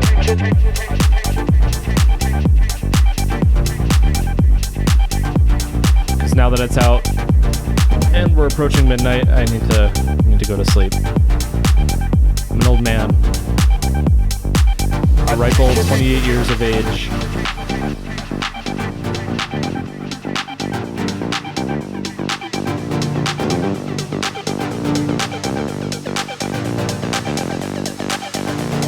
Labor is the thing that makes the world go.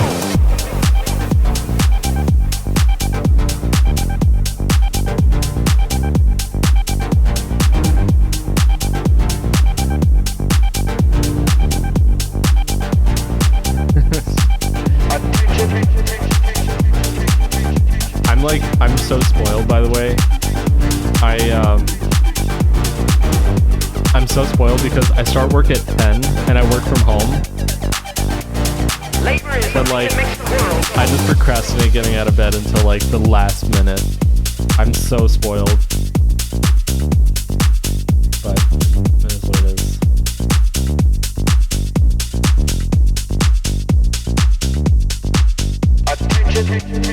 I really like the breakdown in this track a lot.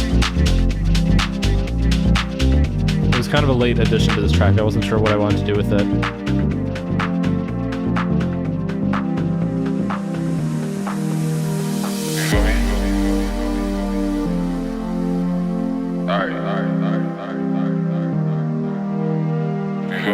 Gizmo says the same, I do the exact same thing.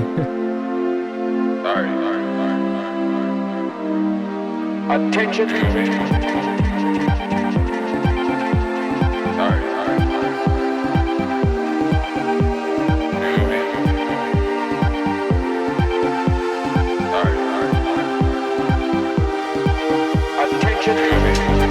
Chesty Space, I remember you were here when I was workshopping this breakdown here.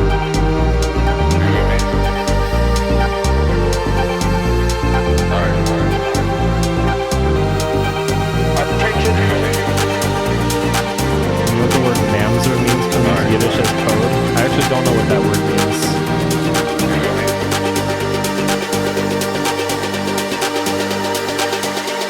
Oh, I'm guessing it's pronounced Mamzer Labor or is the something. thing that makes the world go.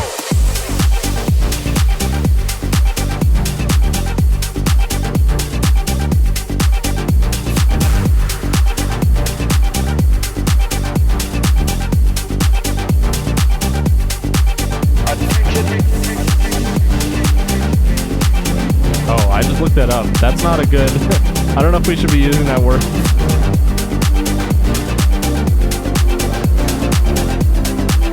I grew up 20 years before I saw Holocaust Survivors at Temple and my grandparents spoke Yiddish.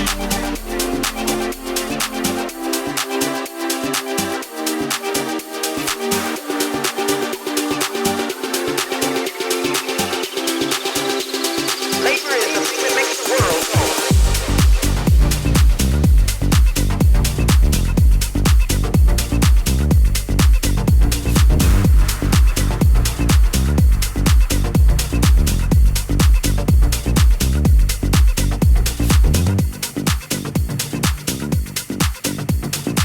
You know, I was gonna have some dessert tonight, like on stream, but then it got so late, and now it's like 11:30, and it's too late for me to have ice cream. Oh well. I mean, I'm an adult; I can have ice cream whenever I want, but you know, responsibilities. Okay, cool. We listened to it a second time. Yay! It's out. Cool. I think it's on YouTube also. Let me just search. I think it's out on YouTube somewhere. Oh, here we go. Give You Love EP. Neat. It's like a little quieter on here, I think. Yeah. I'm also uploading like a proper like visualizer thing for it, so that'll be cool. Okay, why don't we just go back to this Tesla video, see if we can just like finish this and then, Has been or at least for get close to decades. finishing. Elon specifically points out the problems with body-on-frame And then, yeah. design. This isn't a new criticism. Few vehicles besides trucks today are still body-on-frame. His main point, though, is that the mass of the traditional truck is on top of the vehicle, on top of the frame, And with the Cybertruck, it's moved to the outside in the form of what he calls an exoskeleton. Now you'd think, okay, Oh wait, that let means me there's let me more do room this. on the inside of the vehicle or more bed space, right? Well, no. In this presentation, it's all to serve the purpose of having this quote-unquote bulletproof and sledgehammer-proof outside shell that I guess will be load-bearing. And really, the point of all this is that it's tougher. That's the point. It's tough, like really tough, bro. It won't scratch, it won't dent. There we go. And then, of I course, think that works, the right? iconic armor glass moment. But again, I'm not Oops. exactly sure what any of this has to do with trucks and actually making a better truck. The air suspension is one thing that Tesla delivered on, which is pretty cool, and in theory would make it better for various uses from off-road to not off-road, but as we know, it's not really that great off-road in any suspension setup. Oh, and it's important to note that GM has had this technology for a while. Then in the presentation, we get into the truck stuff. Elon said that the Cybertruck would have a 3,500 pound payload, but the production version has a very standard 2,500 pound payload. By the way, the F-150 has a 3,300 pound payload. The Cybertruck would have a 6.5 foot bed length, when the production version is 6 feet, about the same as an F-150, though slightly thinner. And this one's crazy. Elon says that it'll be able to tow 14,000 pounds. For reference, the standard F-150 from 2019 and still today is just over 13,000 pounds. Want to know what the actual production Cybertruck towing capacity is? 4 pounds. No, it's not 4 pounds. Yeah, it's it was like, what? 11,000 pounds. Elon then shows the Cybertruck annihilating the F. Okay, wait. Let me just see here. Tesla. Oh, Smiley wasn't here before. Also, can other small streamers listen to your song on stream? Of course, yes. My music is stream safe. I mean, I don't know. I think it is fine to play. I don't have any particular claiming thing with DMCA with Twitch. The only thing is if they post clips on YouTube, it will get automatically flagged, unfortunately.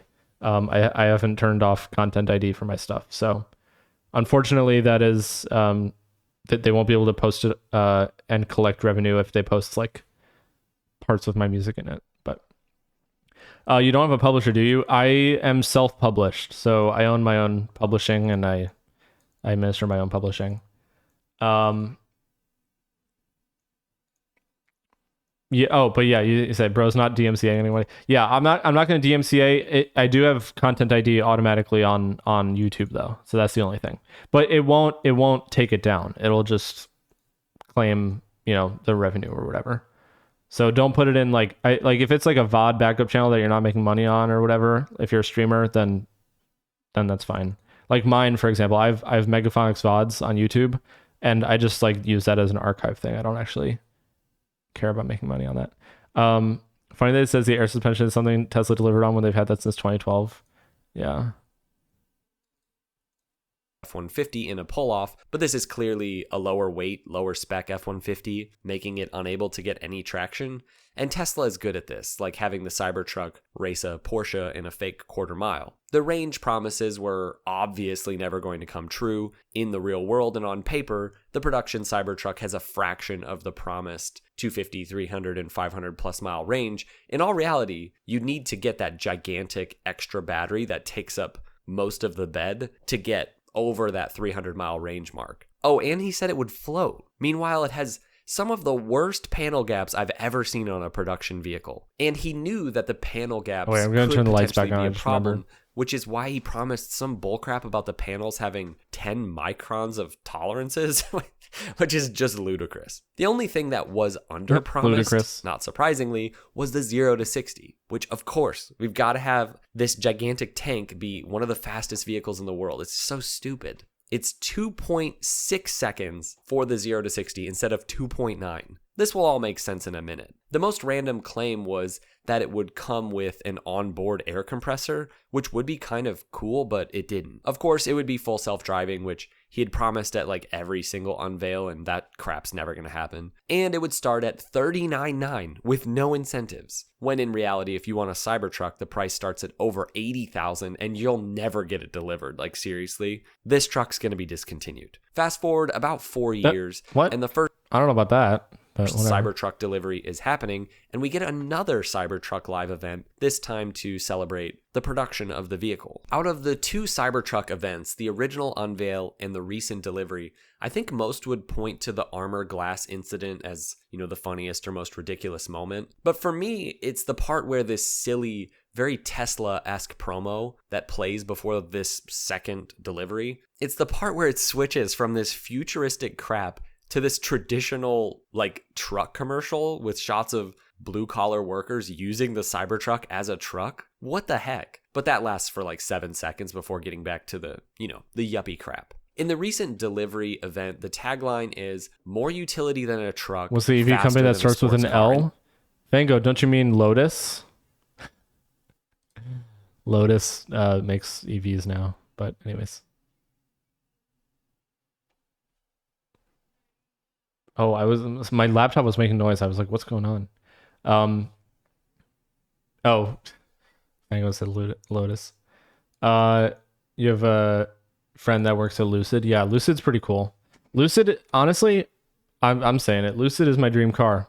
For a while, it was the Audi e-tron GT, but the Lucid Air is. Whew.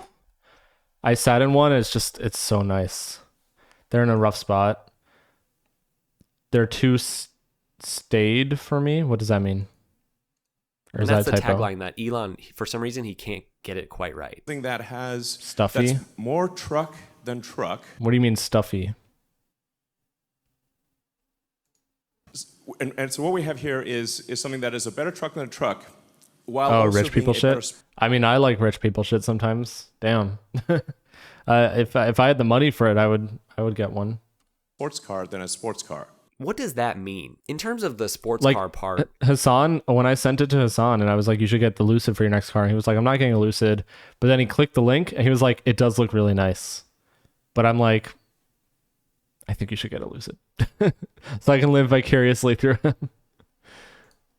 in my opinion, the places where Tesla did end up succeeding on some level with the Cybertruck is unsurprisingly here. That's what Tesla is good at. Now, Tesla's definition of a sports car has always been a bit off the traditional definition. Teslas aren't really sports cars. They just aren't. They don't put up good lap times, right? And they certainly don't follow the long tradition of offering, that kind of raw sports car feel.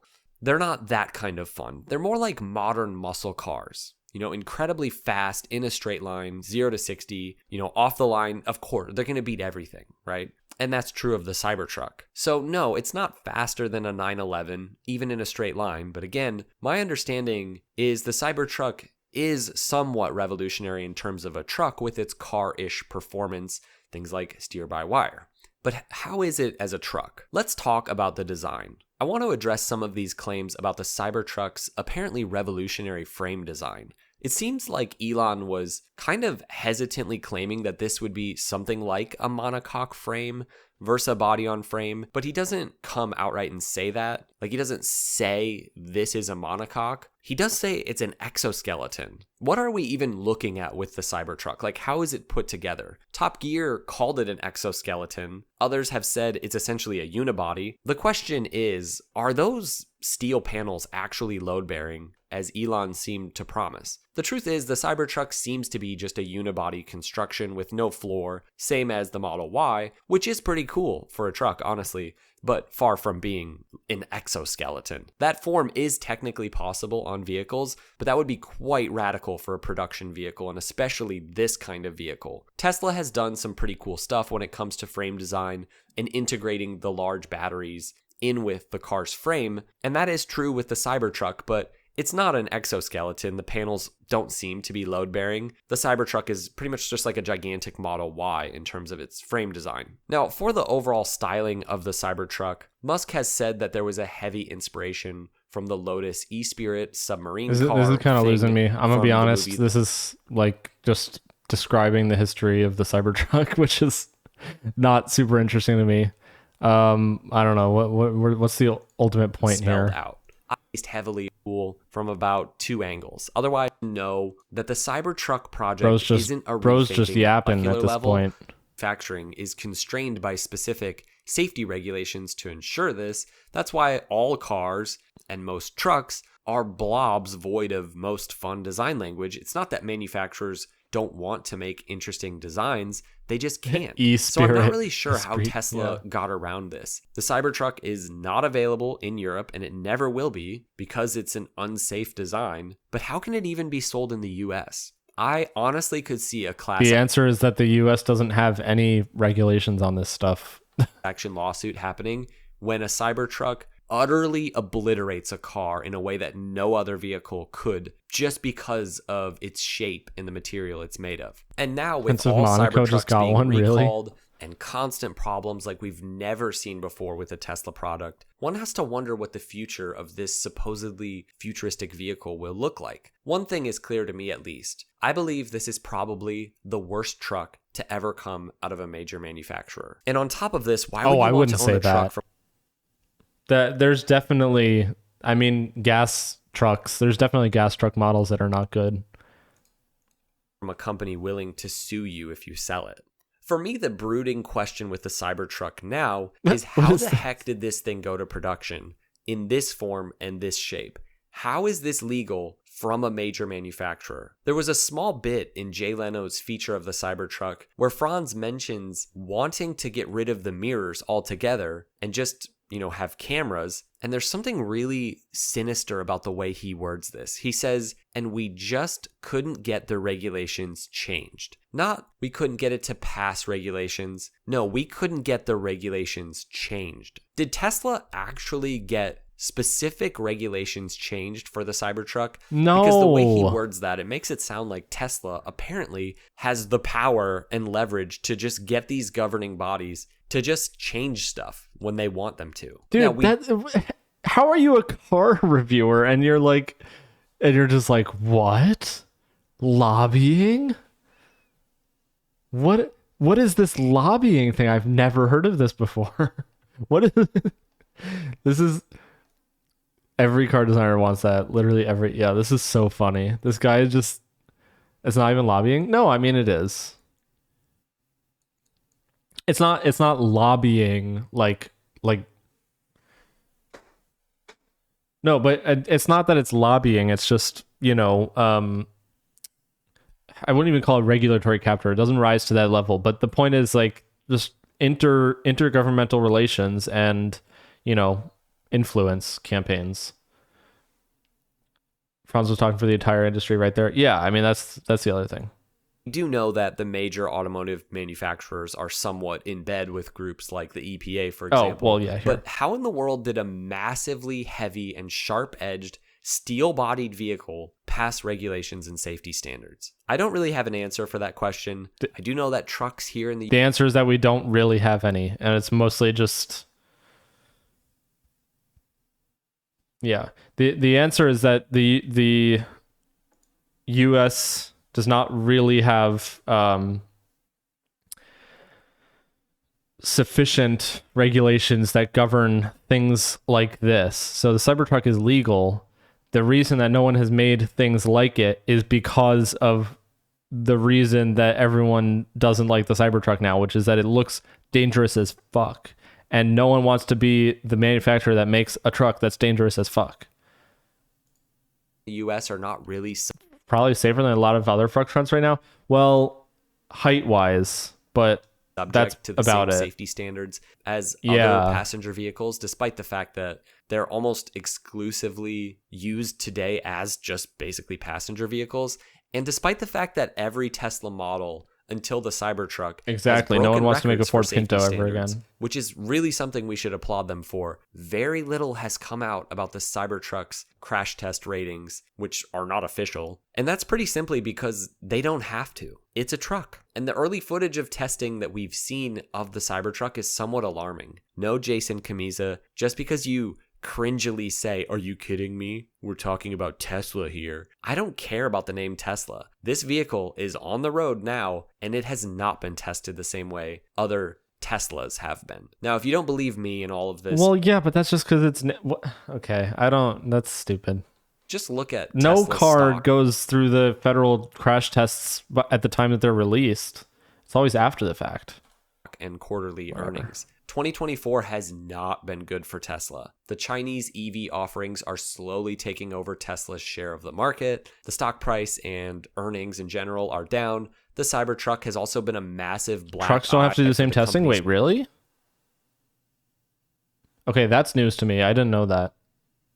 I just assumed that it's just the NHTSA, IIHS. I assume, well, IIHS is private enterprise, right? And NHTSA is the national one. Which one? Okay. I'm gonna look this up. NHTSA, yeah, this is a government one. IIHS is the Insurance Institute, so it's like a independent nonprofit scientific organization. Yeah. Some still do, but they don't have to do the same. Oh. Well, yeah, I mean, I assume that because it's just different tests, but they do still have to pass certain tests by NHTSA at some point, right? First crash we saw with the Cybertruck, the truck did not deform at all, and the other car did. Yeah. Only laid off 10% of That's their the problem. entire I mean, global that's the- staff, including just nixing Yeah. their supercharger like group, I guess. Not only that, but the whole point of cars and trucks and whatever deforming is crumple zones to transfer the energy away from the passenger compartment, or not transfer, but make sure that it doesn't go into the passenger compartment and constrict it. And the problem is that it's supposed to crumple to absorb the energy, but if you just transfer the energy because it's super rigid, then you're actually like causing like shock and shit like that. God, the Cybertruck driver who was injured. Wait, what are you talking about? The people that sort of manage all of that. If the Cybertruck does end up failing as massively as it seems it could go down not only as the worst truck of all time. Yeah, exactly. Oh, that's not good for the Cybertruck driver who was injured. Yeah, exactly. When they say they don't make them like they used to, if you see a crash of an old car versus a new car, the new car gets obliterated. People say, oh, the new car is so weak, but the driver in the old car fucking dies. Well, and there was that one crash of the Cybertruck and like a Camry or something, right? And it showed the Camry got, obliterated or whatever, and the Cybertruck was like basically basically fully intact. But wasn't it the case that like the driver of the Cybertruck was like severely injured and like shaken and like concussed? Yeah, exactly. Cybertruck driver was injured, Camry guy was fine.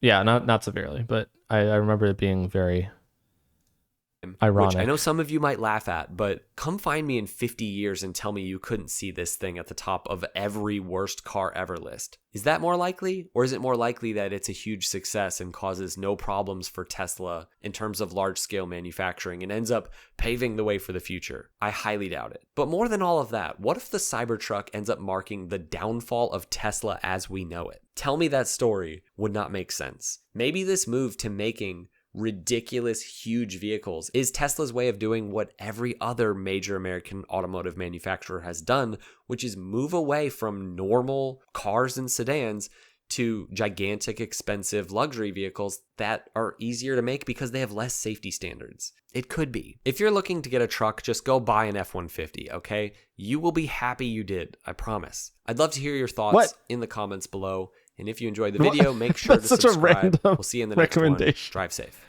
Okay, yeah, no, don't just do that. You will. Don't buy a Lightning. Buy like a Maverick or something. Like, what the hell? This whole bit about what's more likely that it makes the worst car ever list, or that it's a huge success and causes no problems for Tesla. I mean, there's somewhere in the middle, which is just that it's like a modest, experiment, modestly successful experiment, but it's not a hit.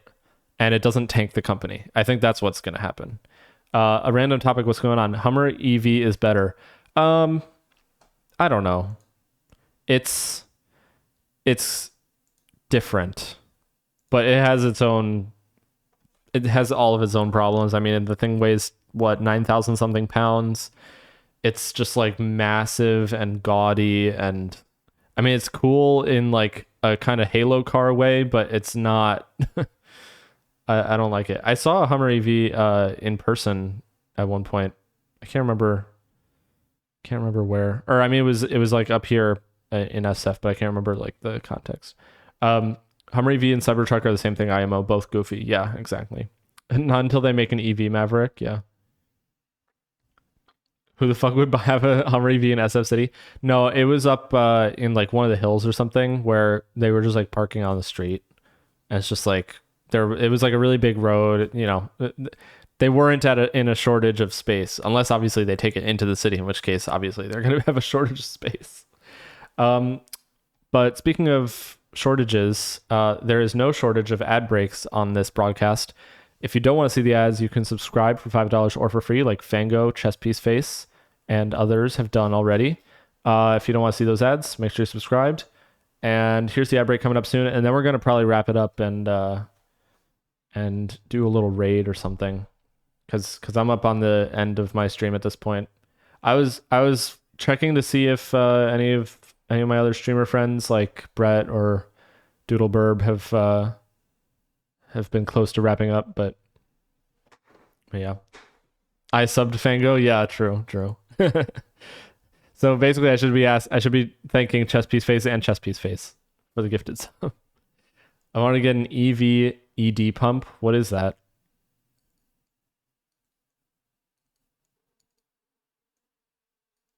I don't even have my credit card, my Twitch account. That's crazy. Do you have you probably don't have Amazon Prime, right? That doesn't sound like a very Fango thing to have Amazon Prime. Oh, oh my god. Okay, good thing I didn't say that out loud on TikTok. That might not have gone over well. Anyways, yeah, so here's the ad break coming up now if you're not subscribed. And then we'll wrap it up. I use Family's Prime as going to GDQ. Oh, okay. Wow, the rich get richer. You're just giving your money to a corporation when you could be giving it to a socialist. I see how it is. Anyways, okay. Give You Love EP is out. Let me just check. It's out on all these things. Wait, what? What? It should be...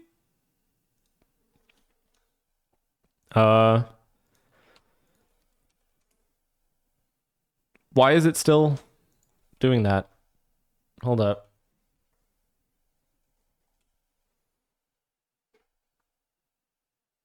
It should not be doing that. Give You Love EP released. And I click on it here and it brings me to that page. Okay, that's weird. It's like it's cached or something. That's strange. Bro, it's literally charity. Oh, I thought it was... Okay, I forgot about that. I thought it was like a competition organization or something. I mean, that is what it is, but it's for charity. I forgot it was for charity. Anyways, I'm gonna wrap it up on TikTok here. If you're watching on TikTok, hi, and thank you for tuning in. And let me close this up. Yeah, I'll be streaming more eventually. So just make sure you're following if you have not already followed on TikTok, and you can subscribe in the lower left corner if you're a super fan down here. Otherwise, I'll catch you guys in the next one. Peace. And Twitch viewers, I will wrap this up soon. Let's see, end live. End. Boom. Cool. And stop virtual camera. Okay. Oh wait, Sarah, I'm not ending yet. I'm still on Twitch, but I was just saying goodbye to the TikTokers. Mega, can I suggest a track for you to sample next stream? Yes. If you want to drop it, are you in the Discord? I feel like you are, right? Yeah, I see you in there. If you want to drop it in oh, okay. Here. What is this? Revolution will not be wait, I have to be careful with stuff like this because I don't want to get DMCA'd. Okay, I'll check this later. Because I don't want to get DMCA'd on this. I think my yesterday when I streamed, I showed that Jon Stewart Daily Show thing, and the whole VOD got struck. So that sucks. But anyways, You won't. Your VOD will get muted at worst. Well, no, but that's what I'm saying. Well, actually, yeah, I guess it depends because YouTube, you can export it to YouTube, and then I think if it's video content, they just strike the whole thing. I should probably appeal that because I was reacting to it. I was doing like a whole thing about it, but I streamed music for 2 years. Yeah. Well, anyways, for those of you who are back from the ads, we will be wrapping it up here. I'm just gonna play this low volume. Sorry. Okay, there we go. So make sure you go stream Give You Love EP, exclamation point EP. There it is. And yeah, thank you for the congrats. Thank you guys for sticking around and supporting it. Very exciting to release new music. This is my first new original music since only one back in February. So yeah, super exciting. And I'll see you guys on Thursday. Normal scheduled stream on Thursday. So yeah. Cool. Okay, wait. Speaking of Tesla things, Wall Street Journal weirdly dropped an Elon sexual harassment article at 11 p.m. Eastern time. Oh shit. Let me see this. What? It's making me do a verification.